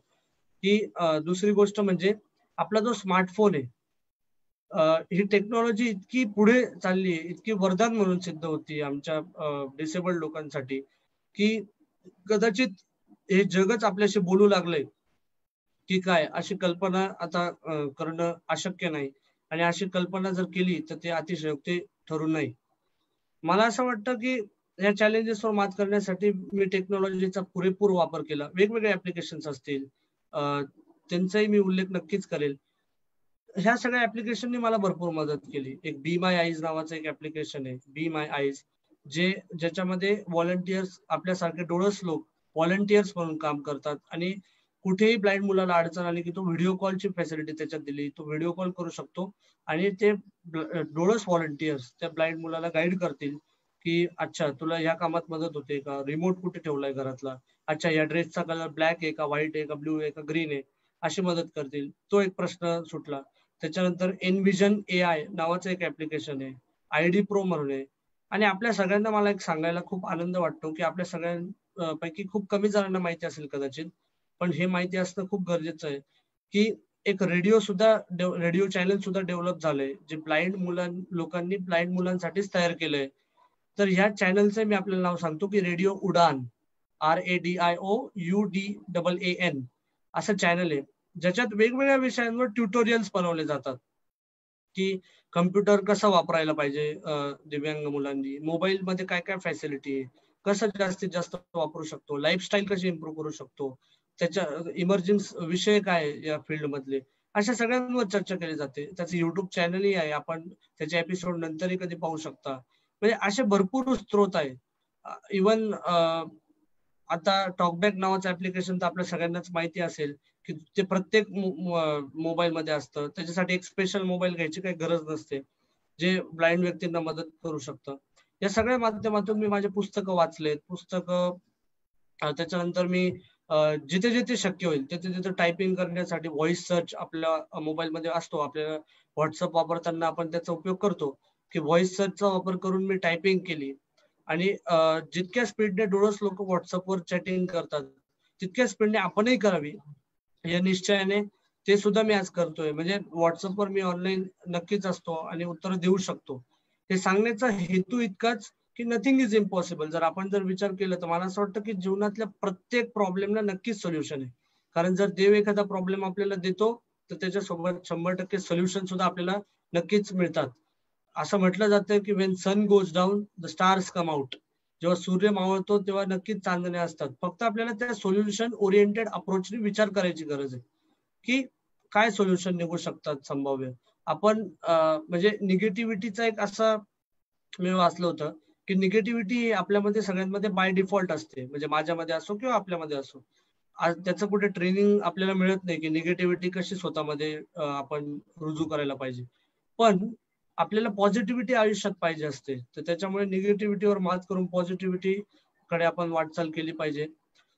मी आपल्या सगळ्यांचे खूप आभार मानतो की आपण या सेशन मध्ये सहभागी झालात, कारण एक चांगली सुरुवात होणं ही कायमच गरज असते आणि ती सुरुवात मला असं वाटतं की या सेशन मधून नक्कीच होणार आहे. प्रश्न उत्तरांना आपण नक्कीच पॉझिटिव्ह करू. मला असं वाटतं की डिसेबिलिटी या शब्दांशी आपण सगळे फिरतोय या शब्दांच्या आसपास, पण माझ्या मते डिसेबिलिटीची डेफिनेशन वेगळी आहे. माझ्यानुसार disability just a state of mind, ही फक्त एक मनाची अवस्था आहे. कारण मला दिसत नाही पण मी बाकी सगळी कामं कदाचित बाकी सगळे अवयव खूप चांगले उपयोग करू शकतो. आणि मला असं वाटतं की या तीन सगळे जे प्रॉब्लेम आहे जे आपण फेस करतोय सध्या, एक विशेष शिक्षक म्हणून, एक पालक म्हणून किंवा एक डिसेबल्ड स्टुडंट म्हणून, ते तीन कॅटेगरीमध्ये आपण कॅटेगराईज करू शकतो. त्याच्यातलं पहिलं आहे की डिजिटल इन्फ्रास्ट्रक्चर, की आपल्याकडे इन्फ्रास्ट्रक्चरची थोडीशी कमी आहे. त्याच्यानंतर दुसरा प्रॉब्लेम आहे की डिजिटल लिटरसी. आपल्याला अनेक जण आपल्यापैकी स्टुडंट असतील, पेरेंट्स असतील, हे डिजिटल यूज बद्दल किंवा मोबाईलच्या ऍडव्हान्स यूज बद्दल, ऍप्लिकेशन बद्दल खूप अवेअरनेस नाहीये. म्हणजे ही एक अनफॉर्च्युनेट गोष्ट आहे. तर मला असं वाटतं की त्याच्यावरही सोल्युशन जर आपल्याला फाइंड करायचं झालं, जसं मी म्हटलं की सोल्युशन ओरिएंटेड अप्रोचनी हे सेशन असेल, की त्याच्यावरही सोल्युशन जर आपल्याला झालं तर आपण एक टार्गेट घेऊ शकतो की मी महिन्याभरात इतक्या लोकांना डिजिटली लिटरेट करेल. कारण ही विषमता खूप भयानक आहे की काही डिसेबिलिटी मधले काही लोक असे आहेत की जे खूप अपडेटेड असतात, खूप ऍडव्हान्स्ड सगळं यूज करत असतात, पण काही सेक्टर असे आहेत की जे कदाचित ह्या प्रवाहापासून खूप लांब आहे. तर आपण ह्या दोन बिंदूंना जर का जवळ आणू शकलो तर आपण एक टार्गेट ठेवू शकलो की 1 महिन्याभरात मी मोबाईलशी यूज टू करेल डिसेबल्ड लोकांना, तर नक्कीच हे आपल्याला फायद्याचं ठरू शकेल. अजून एक इश्यू आहे जो ऍक्सेसिबिलिटीचा आहे, की ऍक्सेसिबिलिटी प्रत्येक क्षेत्रात आपल्याला मिळेल का? कारण हे जे आधीचे दोन प्रॉब्लेम होते की मुलांना डिव्हाइस अवेलेबल करून दिलं, ज्याला आपण इन्फ्रास्ट्रक्चर असं म्हणतो, आणि डिजिटल लिटरसी, हे आपण आपल्या लेवलला करू शकतो. पण जी ऍक्सेसिबिलिटी आहे त्याच्यात आपल्याला गव्हर्नमेंटचा सपोर्ट नक्कीच लागेल. जसं की अमेरिकेमध्ये मी बघितलं की अमेरिकेमध्ये हे कंपल्शन त्यांनी केलंय एका ऍक्ट मध्ये, की जर तुम्ही कोणती वेबसाईट बनवताय, कोणते ऍप्लिकेशन बनवताय, तर ते त्याची ऍक्सेसिबिलिटी टेस्टिंग आधी झाली पाहिजे. डिसेबल्ड व्यक्तीसाठी ते युजर फ्रेंडली आहे हे आधी तुम्ही प्रूव्ह केलं पाहिजे, तरच आम्ही तुम्हाला अलाउड करू. आपल्या भारतातही असं ऍक्सेसिबिलिटी बद्दल आहे, पण ते तितकं स्ट्रॉंग नाहीये जितकं पाहिजे तितकं. तर त्यामुळे हे आपल्याला आहे. पण मला असं वाटतं की गव्हर्नमेंटचा इश्यू थोडासा नंतर आपण ठेवूयात. सुरुवातीला आपल्यापासून सुरुवात करणं गरजेचं आहे, की जसं की आपण असिस्टिव्ह डिव्हाइसेस देऊ शकतो, आपण इन्फ्रास्ट्रक्चरवर काम करू शकतो. कारण जोपर्यंत आपण मुलांना ट्रेनिंग देणार नाही तोपर्यंत ऍक्सेसिबिलिटीचा प्रश्नच येत नाही. जर मुलांकडे ट्रेनिंग असेल तर ऍक्सेसिबिलिटीसाठी आपण नक्कीच प्रयत्न करू शकतो. एक मी खूप छान ऐकलं होतं डिसेबिलिटीच्या बाबतीत, एका जर्मन मुलीचा इंटरव्ह्यू मी युट्यूबवर ऐकला होता. तिने खूप छान सांगितलं की तसं पाहायला गेलं तर दोन वाक्य आहे जे एकमेकांपासून एकदम विरोधी, पण दोघांचा अर्थ तितकाच महत्वाचा आहे, की वी ऑल आर डिसेबल्ड, आपण सगळेच डिसेबल्ड आहोत. आणि दुसरं वाक्य असं आहे की नो वन इज डिसेबल्ड, किती व्यक्ती डिसेबल्ड नाही. याचं कारण असं की जेव्हा आकाशात एखादा पक्षी उडतो त्यावेळेस त्या पक्षालाही आपण सगळे जे जमिनीवर आहोत ते डिसेबल्ड वाटतात, त्याच्यासमोर आपण डिसेबल्ड, कारण आपल्याला उडता येत नाही आकाशात, ही आपली डिसेबिलिटी झाली. पण या डिसेबिलिटीवर आपण मात करण्यासाठी आपण काय केलं, आपण एरोप्लेन्स शोधून काढले, विमानाचा शोध लागला, रॉकेट्स आहे, आणि आपण त्या पक्षाप्रमाणे उडू शकतो, माशाप्रमाणे पोहू शकतो. तर याच्यातून सांगण्याचा उद्देश काय, की डिसेबिलिटी आपल्या आयुष्यात असणं हे काही खूप मोठं प्रॉब्लेम आहे असं नाही, तर त्याच्यावर आपण त्या डिसेबिलिटी कशी रिकव्हर करता येईल याच्याकडे लक्ष देण्यापेक्षा, म्हणजे हे तर इम्पॉर्टंट आहेच, पण त्या डिसेबिलिटीवर वेगवेगळे उपाय कसे शोधता येतील, त्याच्यातून पुढे कसं जाता येतील, त्या डिसेबिलिटीवर मात कशी करता येईल, या सगळ्या गोष्टींकडे पॉझिटिव्ह दृष्ट्या बघणं महत्वाचं आहे असं मला वाटतं. मी आपल्या सगळ्यांचे आभार मानतो की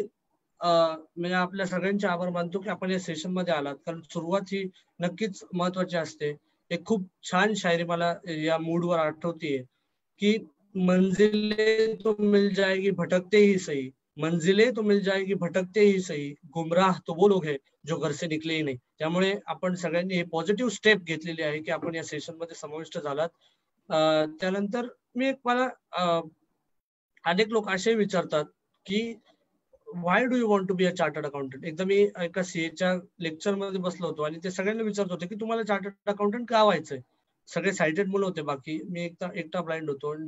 आणि माझ्या मनात एवढी स्पष्ट कल्पना नव्हती की खरंच आपल्याला सीए का व्हायचंय. पण त्या सेशन मधून माझ्या मनातून ऑटोमॅटिक जे शब्द आले उत्तर देताना तेच माझं मिशन बनलंय.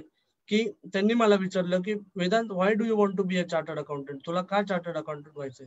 माझ्याकडे उत्तर नव्हतं, पण माझ्या मनातून शब्द बाहेर पडले की my wish is to be a chartered accountant is to inspire those who are not doing anything in spite of having everything. म्हणजे मराठीत सांगायचं झालं तर मला चार्टर्ड अकाउंटंट यासाठी व्हायचंय की मला अशा लोकांसाठी प्रेरणा म्हणून बनायची आहे की ज्या लोकांकडे सगळं काही असूनही ते लोक काहीच करत नाही किंवा करण्याचे कष्ट घेत नाही. मला असं वाटतं की दे आर रिअल डिसेबल्ड.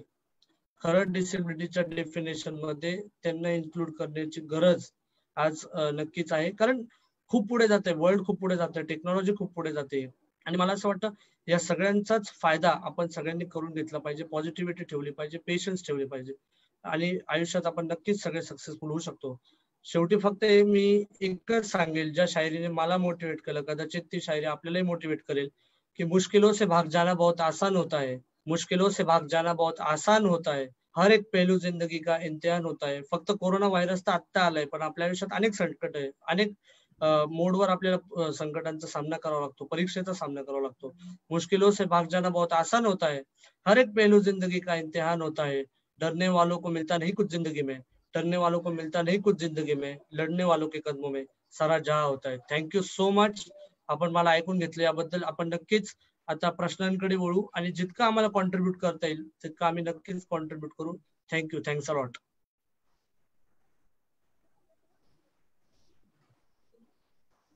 धन्यवाद वेदांत. अतिशय प्रेरणादायी तुझं व्याख्यान, तुझी जीवनी म्हणता येईल.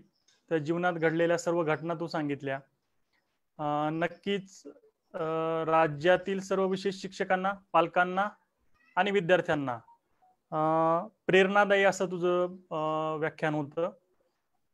आणि मला वाटतं डोळस व्यक्ती सुद्धा तुझ्याकडे बघून किंवा तुझं जर ऐकलं व्याख्यान तर नक्कीच त्यांना वाटेल की आपण खूप काही गोष्टी करू शकतो. कारण आज आपण बघतो की फक्त कोरोना आला म्हणून सर्व लोक घाबरून बरेचसे घरी बसलेत, काही नैराश्यमध्ये चाललेत. तर अशा व्यक्तींसाठी तुझं व्याख्यान फार महत्वाचं आहे आणि नक्कीच यूट्यूब चॅनलला आपल्याला ते कायमस्वरूपी राहणार आहे.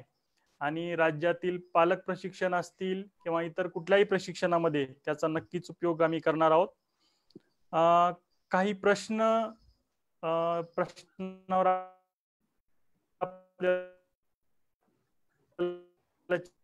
चर्चा करायची. काही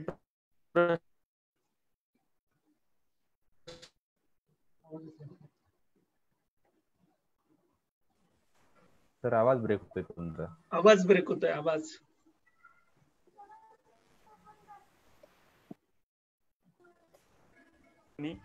की त्यांनी खूप मदत केली. आवाज ब्रेक झालाय सर. ब्रेक झालाय सर तुमचा मधला आवाज ब्रेक परत एकदा झालाय. विचारा सर. Yes please. समावेशित शिक्षणामध्ये तू 5वी पासून सुरुवात केली. 5वीला तू सामान्य शाळेत सामान्य मुलांसोबत शिक्षण घ्यायला सुरुवात केली. बरोबर. त्या दरम्यान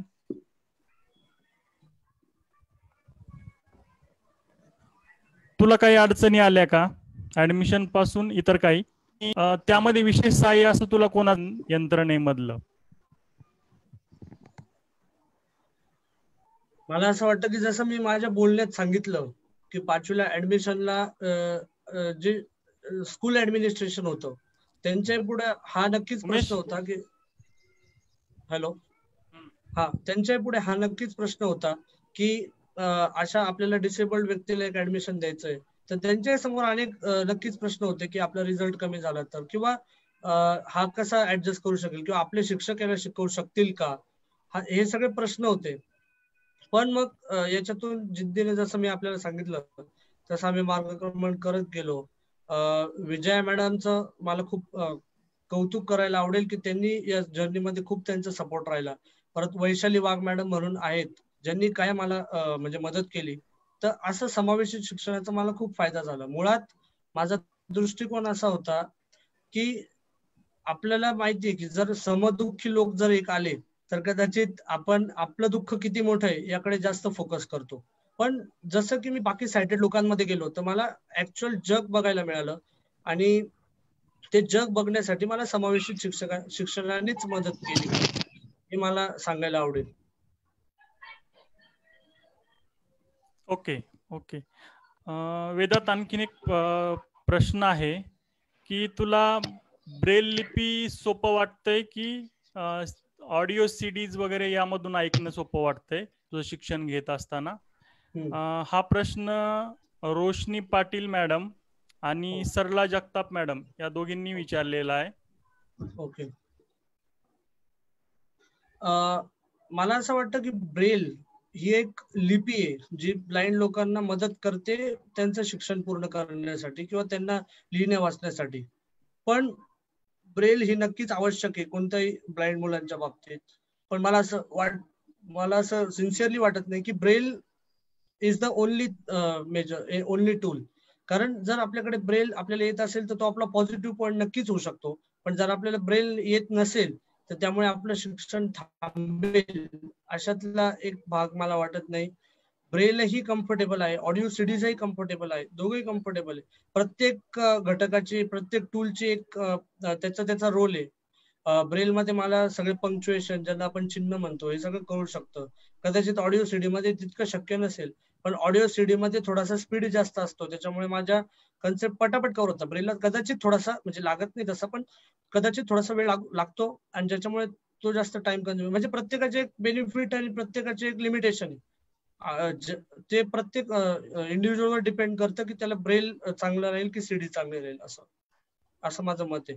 आणि जसं की मी सांगितलं की मी शाळेत असताना ब्लाइंड स्कूलमध्ये असताना ब्रेल मध्येच पूर्ण होतो. त्यानंतर 5वी ते 10वी मी ऑडिओ सीडीजचाही काही प्रमाणात वापर केला पण ब्रेलही माझ्यासोबत काही लेवलला होतं 10वी पर्यंत. पण 11वी गेल्यानंतर कॉमर्समध्ये स्पेशली गेल्यानंतर ब्रेल पुस्तकांची फार कमी जाणवायला लागली आणि जेव्हा मला ऑडिओ सीडीजला माझं मित्र बनवावं लागलं असंच मी सांगेन या प्रश्नाचं उत्तर म्हणून.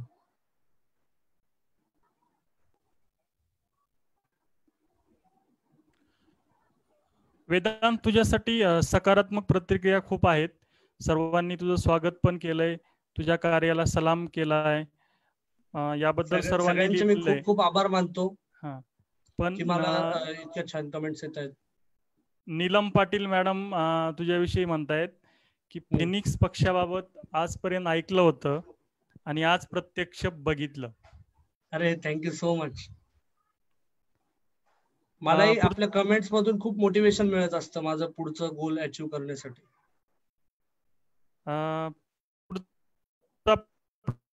प्रश्न गणेश वेद पाठक सर विचारतात, सर्वसामान्य विद्यार्थ्यांसोबत शिक्षण घेणे तुला किती महत्वाचं वाटतं?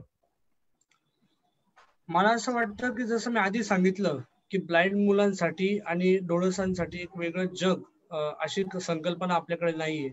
आपल्याला दोघांना एकाच जगात राहायचंय आणि आपल्याला ऍडजस्ट करून घ्यायचंय. तर त्यासाठी ही एक गोष्ट महत्वाची आहे की जेव्हा मी पुढे माझं आयुष्य जगतोय किंवा पुढे माझ्या आयुष्यात मी प्रगती करेल, तो जॉब असेल किंवा बिझनेस असेल किंवा जे काही असेल, तर मला सगळं इंटरॅक्शन नॉर्मल मुलांशी करायचंय.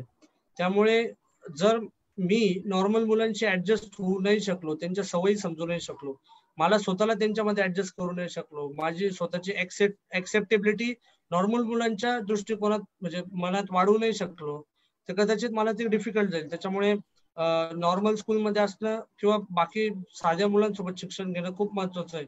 उलट मी सगळी मजा केली म्हणजे त्यांच्यासोबत ते जे काही करतात, गाडीवर फिरणं किंवा वर्गातही पीटीची वेगवेगळे खेळ खेळणं किंवा ड्रायव्हिंग करणं, अशा अनेक गोष्टी जसं आपण ऐकलं असेल तर मी अनेक गोष्टी ट्राय केल्या. कारण कुठलाही न्यूनगंड राहू नये माझ्याही मनात किंवा त्यांच्याही मनात की हा डिसेबल्ड आहे, आपल्यासोबत येऊ नाही शकत. इव्हन ट्रिपला सुद्धा मी सायटेड मुलांसोबत गेलो होतो. की आणि मी सुद्धा तितकाच एन्जॉय केला, त्यांनी मला मदत केली एन्जॉय करण्यामध्ये. म्हणजे हे चांगलं बॉन्डिंग जर तयार झालं ना, तर हे जग म्हणजे असं ही जी डिवाइड आहे, ही जी मध्ये रेस जी मारली आपण की हे ब्लाइंड लोकांचं जग, डोळस लोकांचं जग, ही रेस नक्कीच नाहीशी होईल असं मला वाटतं. वेदांत, पुढचा प्रश्न निलिमा खुटाले मॅडमचा आहे ओके. की तू हे यश जे मिळवलं आहेस, एवढं यश मिळवलंस, यासारख्या ब्लाइंड मुलांसाठी तू काय करू इच्छितो किंवा विद्यार्थ्यांसाठी तुझा काही प्लॅन आहे का? याच्यात मी आपल्याला सांगेल, मला सांगायला आवडेल की आमचा एक रीडर्स ग्रुप म्हणून आम्ही एक कन्सेप्ट सध्या चालवतोय. म्हणजे त्याच्यात आम्ही असं करतो की जे रिटायर्ड लोक आहे किंवा जे असे युथ जी पिढी आहे ज्यांना खरंच काहीतरी करण्याची इच्छा आहे, सायटेड, त्यांना सगळ्यांना आम्ही व्हॉट्सअप ग्रुपच्या माध्यमातून जोडतोय आणि त्यांना फक्त त्यांच्याकडे पुस्तक पाठवलं जाईल. कोणत्याही ब्लाइंड मुलांची गरज असेल तर ते पुस्तक फक्त त्यांच्यापर्यंत पाठवलं जाईल. ते त्यांच्या घरून रेकॉर्ड करतील, आम्हाला पाठवतील, आम्ही त्या ब्लाइंड मुलापर्यंत त्याचं पुस्तक रेकॉर्ड करून पाठवून देऊ. म्हणजे एक हा इनिशिएटिव्ह आहे. दुसरा इनिशिएटिव्ह असा आहे की आम्ही वेगवेगळे प्रयोग करतो. सध्याच आमचं एका प्रयोगावर काम चालू आहे. कदाचित आपल्याला हा प्रयोग खूप इंटरेस्टिंग वाटू शकेल आणि माझी एक रिक्वेस्ट असेल की आपणही जर शक्य असेल तर हा प्रयोग करावा, की ज्याचं ब्रेल चांगलं आहे ब्लाइंड मुलांचं किंवा ज्याचं रिडिंग चांगलं आहे.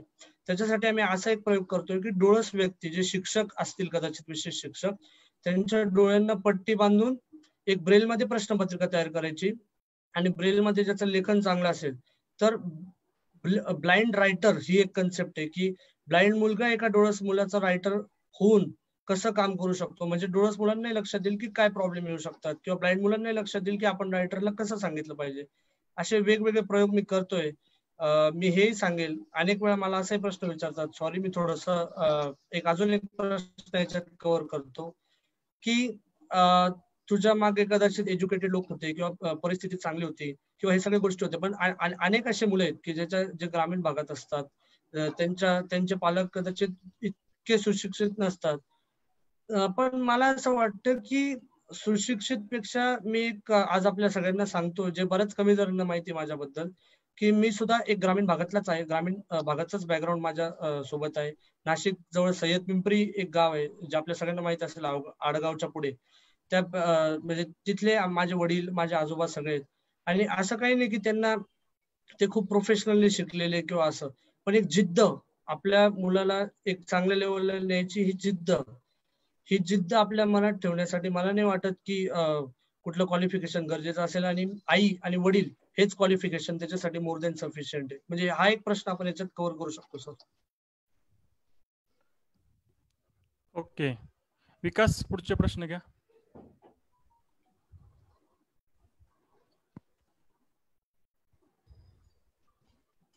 अनम्यूट करावं लागेल सर. विकास सर अनम्यूट करा, आवाज येतो. हो हो हो. वेदांत, आज तुझ्या यशाबद्दल जवळपास राज्यभरातून खूप शुभेच्छा येत आहेत, खूप अभिनंदन होत आहे. पालक, तुझे मित्र, सवंगडी आहेत, शिक्षकही आहेत, अनेक अधिकारीही आहेत, त्या सर्वांकडून खूप खूप अभिनंदन होत आहे आणि पुढच्या वाटचालीसाठी सुद्धा शुभेच्छा देत आहेत.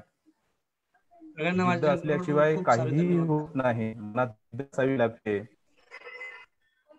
जिद्द असल्याशिवाय काहीही होत नाही. आज ही जिद्द आम्ही आमच्या डोळ्यासमोर पाहतोय, प्रत्येक शब्दातून ते दिसत आहे आम्हाला. एवढा सकारात्मकपणा, ऐकू येते का माझा आवाज? हो येतोय सर. एवढा सकारात्मकपणा, हा दृष्टिकोन हा खूप महत्वाचा आहे, शिक्षणासाठी सुद्धा खूप महत्वाचा आहे.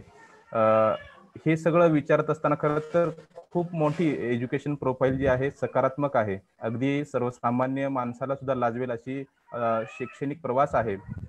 संस्कृत सारखा विषय घेऊन 100 पैकी 99 गुण मिळवणं हे सुद्धा खूप मोठी गोष्ट आहे. हे संस्कृतचं ज्ञान घेत असताना एक शिक्षक विचारतात, अजित कानडे सर म्हणून, की संस्कृतचा काना मात्रा हे शिकवताना विसर्गाचा खूप मोठा वापर होतो. मग ह्या सगळ्या गोष्टी असं शिक्षक प्रत्येक गोष्टी सांगत होते का तुला? अच्छा, तर मला असं वाटतं की अडचणी भरपूर होत्या. त्यामध्ये माझ्या आजोबांचंही संस्कृत होतं, त्याच्यामुळे त्यांनी मला काना मात्रा वेलांटी हे सांगण्यासाठी मदत केली. म्हणजे वाचतानाच अशा प्रकारे वाचलं की त्या अडचणी म्हणजे फार भरपूरशा लेवलला कमी झाल्या. बरोबर, धन्यवाद. दुसरा एक शेवटचा प्रश्न विचारतो, महत्वाचा एक, की आज संघर्षमय जीवन जगणारे राज्यभर देशभर अनेक विद्यार्थी आहेत जे प्रत्येक पावलोपावली झगडत आहेत, जे दृष्टीबाधित आहेत किंवा बहुअध्ययन शैलीनं एका संवेदनेशिवाय दुसऱ्याही संवेदनेनं शिकणारे अनेक विद्यार्थी आहेत. त्यांना अधिक चांगल्या प्रकारे मजबूत राहण्यासाठी काय संदेश देशील? शेवटी एक महत्वाचा एक, त्याच्यानंतर मग आपण वडिलांना एक प्रश्न विचारू. 2-3 गोष्टी याच्यात मी कन्क्लुडिंग म्हणून सांगेल की एक सगळ्यांनी लक्षात ठेवलं पाहिजे, विद्यार्थी असतील, की disability just a state of mind, ही फक्त एक मनाची अवस्था आहे. मला मान्य आहे की आपल्याला भरपूर त्रास सहन करावा लागतो, संघर्ष सहन करावे लागतात, पण मी एक छान खूप कुठेतरी ऐकलं होतं की मंजिलों को ये कभी मत बताओ कि आपके चैलेंजेस क्या है, मंजिलों को जरूर ये बताओ कि आपका आउटपुट क्या है या एंड रिझल्ट क्या आहे. तर आपल्याला त्या आउटपुट कडे लक्ष केंद्रित करायचं आहे की जर मी आज हे सगळे कष्ट करतोय, ह्या सगळ्या प्रॉब्लेमशी फेस करतोय, त्याच्यातून माझा आउटपुट सक्सेस काय असणार आहे. दुसरी गोष्ट मी सगळ्यांना सांगू इच्छित की विवेकानंदांचा माझ्या आयुष्यावर खूप प्रभाव पडला त्यांच्या पुस्तक वाचण्यातून. तर त्यांनी असं एक सांगितलं होतं की उत्तिष्ठ तो जागृत प्राप्यवरांनी बोधत, म्हणजेच उठा, जागे व्हा आणि संघर्ष करा आणि तोपर्यंत थांबू नका जोपर्यंत तुम्हाला यश मिळत नाही. हे एक सक्सेसचा एक कॉमन मंत्र मी माझ्या याच्यातून सांगू इच्छितो. तिसरी गोष्ट अशी की आत्ताच आपण सगळ्यांनी पेपरमध्ये वाचलं असेल की एक खूप मनाला चटका लावून जाणारी घटना घडली की ज्या निवडणूक आयुक्त होत्या नीला सत्यनारायण यांची प्राणज्योत मावळली. मला असं वाटतं की त्यांचं जर 1 फुल 1 हाफ हे एक पुस्तक आहे, खूप छान पुस्तक, मी आपल्या सगळ्यांना रेकमेंड करेल की आपण एकदा त्या पुस्तकात थ्रू जावं. त्यांचं जे पॅरेंटिंग आहे, त्यांनी जे हे केलं ना, ते एक आपल्या सगळ्यांमध्ये म्हणजे ते खरंच एक प्रेरणा घेण्यासारखं आहे. तर ह्या गोष्टींनी मला असं वाटतं की कन्क्लूड करेल. आणि अनेक चॅलेंजेस असतील, पण चॅलेंजेस नंतर सक्सेस आहे तेवढंच असतं की मेहनत इतनी करो की सफलता भी शोर मचा दे. हे प्रिन्सिपल मी कायम आयुष्यात लक्षात ठेवले. मला असं वाटतं की आपल्या सगळ्यांचे आशीर्वाद संपूर्ण महाराष्ट्राचे माझ्या बरोबर या प्रवासात असतील असं मला वाटतं. Thank you so much.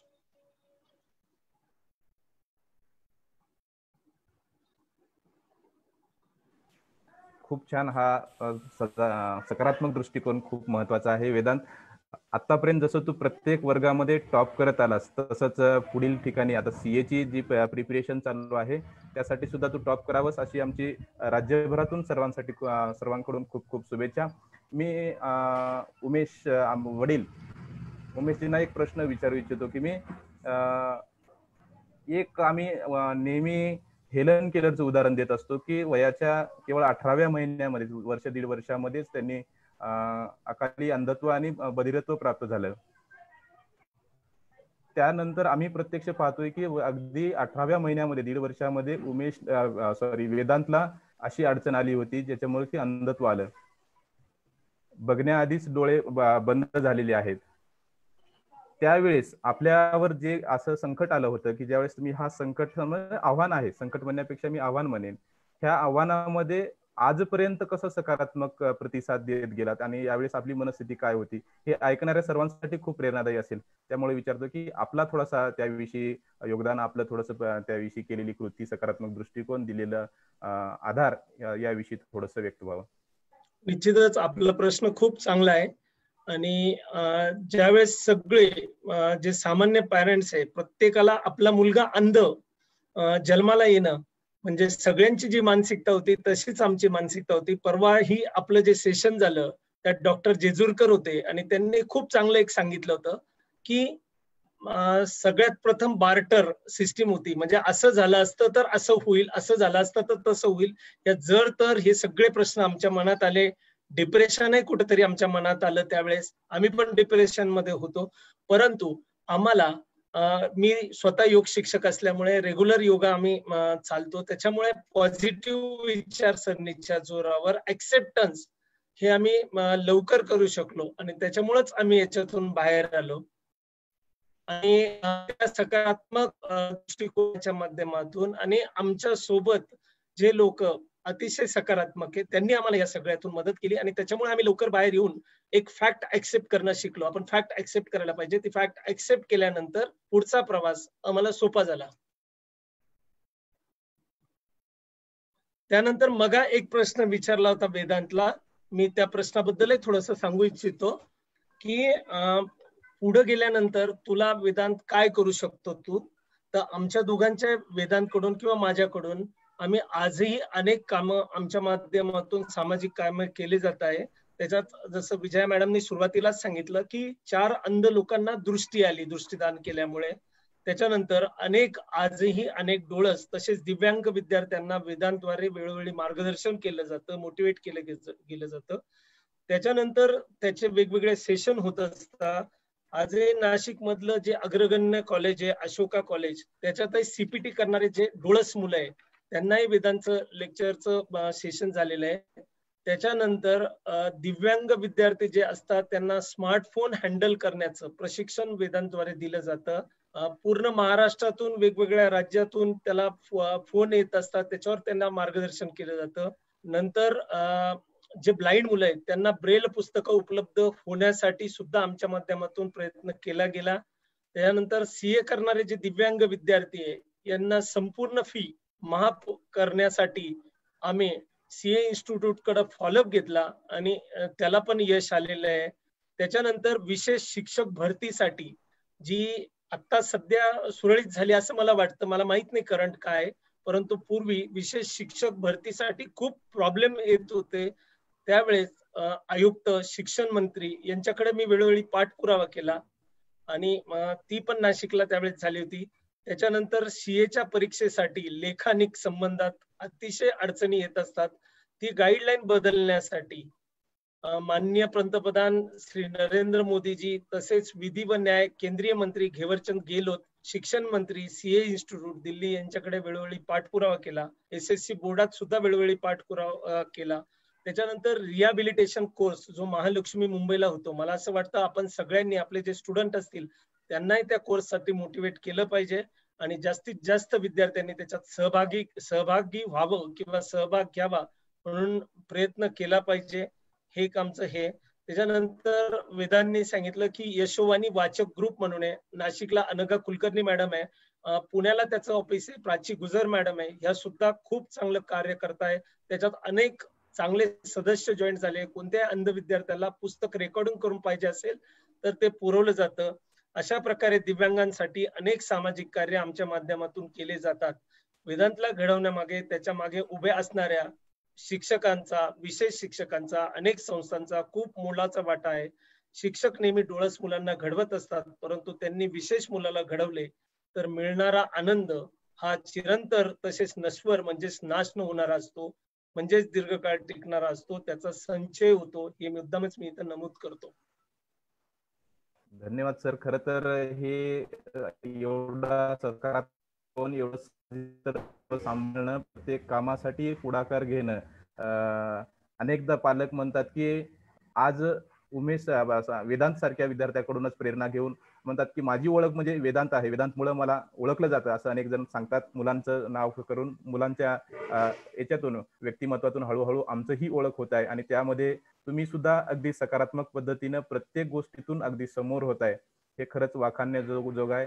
आणि काही माणसं ही समाजासाठी बनलेली असतात, त्यांची मुळात घडवणूकच समाजासाठी झालेली असते. एक सकारात्मक दृष्टिकोन आज राज्यभर पसरवण्याचं काम आपल्याद्वारे होत आहे.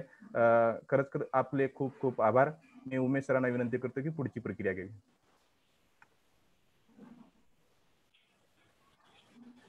धन्यवाद सर.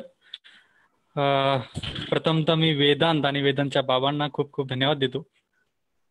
वेदांतने जसं त्याच्या सेशनमध्ये सांगितलं की डिसॅबिलिटी ही बघण्यावर अवलंबून आहे.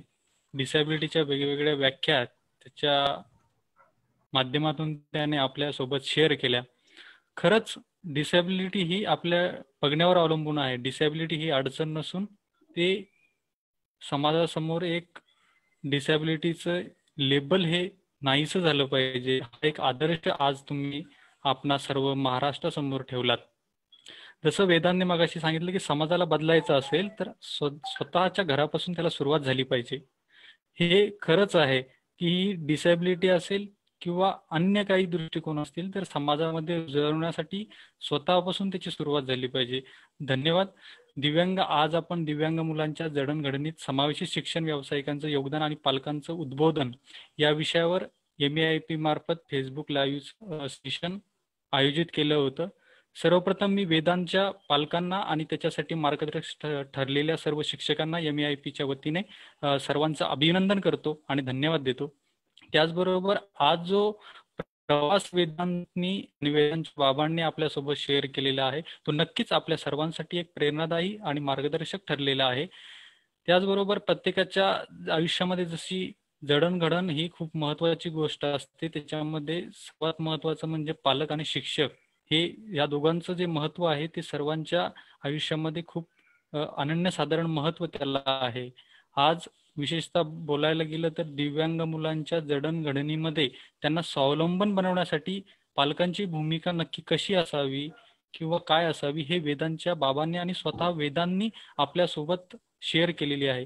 अगदी सहज समजेल, सोप्या भाषेत समजेल असं प्रेरणादायी मार्गदर्शन चर्चासत्र आज आपण आयोजित केलं होतं. तर हे ऐकत असताना मला आज वेदांच्या बाबांनी आणि वेदांनी जे त्यांच्या आयुष्यामध्ये वेळोवेळी जे प्रयोग केले त्या प्रयोग करत असताना एक हरिवंशराव बच्चन यांची एक कविता आठवली, ती सर्वांना माहिती आहे. फक्त मी पुन्हा एकदा ती वन्स मोर म्हणून वेदांसमोर ठेवू इच्छितो. लहरों से भरकर नौका पार नहीं होती, कोशिश करने वालों की हार नहीं होती. नन्ही चींटी जब दाना लेकर चलती है, चढ़ती दीवारों पर 100 बार फिसलती है. मन का विश्वास रंगों में साहस भरता है, चढ़ना गिरकर चढ़ना नहीं करता है. आखरी उसकी मेहनत बेकार नहीं होती, कोशिश करने वालों की हार नहीं होती. हेच या वेदांच्या जीवन प्रवासातून सिद्ध होतंय की जे अडथळे त्यांना आलेले आहेत, संघर्ष त्यांनी केलेला आहे, त्या संघर्षातून त्यांनी जे प्रयत्न केलेले आहे, प्रयत्न करून त्याच्यामध्ये जे सातत्य ठेवलेले आहे आणि आज जो आपल्याला त्याची एज्युकेशनल प्रोफाईल जर आपण बघितली, सर्वांनी ऐकली, तर तो सर्वांसाठीच एक दिव्यांग मुलांसाठीच नाही, दिव्यांग मुलांच्या पालकांसाठीच नाही, सर्व व्यक्तींसाठी एक प्रेरणादायी प्रवास हा त्यांनी आपल्यासोबत शेअर केलेला आहे. मी वेदांत आणि वेदांतचे बाबा वेदांत उमेश मुंदडा आणि त्यांचे या MEIP मार्फत म्हणजेच महाराष्ट्र समावेशी शिक्षण व्यावसायिक संघाच्या वतीने मनपूर्वक आभार मानतो आणि त्यांच्या पुढील वाटचालीसाठी मनपूर्वक शुभेच्छा देतो. त्याचबरोबर त्यांनी MEIPच्या विनंतीला मान देऊन आपला बहुमूल्य वेळ त्यांनी दिला आणि त्याबद्दल सुद्धा मी त्यांचे आभार मानतो. त्याचबरोबर आज आपल्या सर्व महाराष्ट्रातील सर्व श्रोतेगण आपल्याला ऐकत होते, त्यांच्या मार्फत सुद्धा आपले मनपूर्वक आभार मानतो. त्याचबरोबर MEIPच्या फेसबुक लाईव्ह वेबिनारसाठी वेळोवेळी आम्हाला प्रेरणा देणारे आणि मार्गदर्शन करणारे आपले राज्य समन्वयक अजयजी काकडे सर यांचं देखील मी खूप खूप आभार मानतो. त्याचबरोबर समावेशी शिक्षण व्यावसायिक बंधू, सर्व शिक्षण क्षेत्रातील सर्व घटक, शिक्षक, पालक, अधिकारी वर्ग या सर्वांचं पुन्हा एकदा मी सर्वांचं मनपूर्वक आभार मानतो. आता यानंतरचं आपलं दिनांक 22 जुलै 2020 रोजी एक बहुमूल्य असं एक लाईव्ह वेबिनार होणार आहे. तर व्हॉट्सअपवरती 1-2 दिवसापूर्वी तुम्हाला एक लिंक शेअर केलेली आहे. त्याच्यामध्ये दिव्यांग विद्यार्थ्यांचे 12वी नंतरचे करिअर या विषयावर आपण 22 तारखेला एक लाईव्ह वेबिनार आयोजित केलेलं आहे आणि त्यासाठी आपल्याला मार्गदर्शक लाभलेले आहेत माननीय श्री यजुवेंद्र महाजन. ते संस्थापक आहेत तथा कार्यकारी संचालक आहेत दीपस्तंभ फाउंडेशन जळगाव येथे त्यांची एक संस्था आहे आणि त्या संस्थेचे ते संस्थापक आहेत. त्यांचा आपण आपल्या MEIPच्या व्यासपीठावर मार्गदर्शक वेबिनार आयोजित केलेला आहे.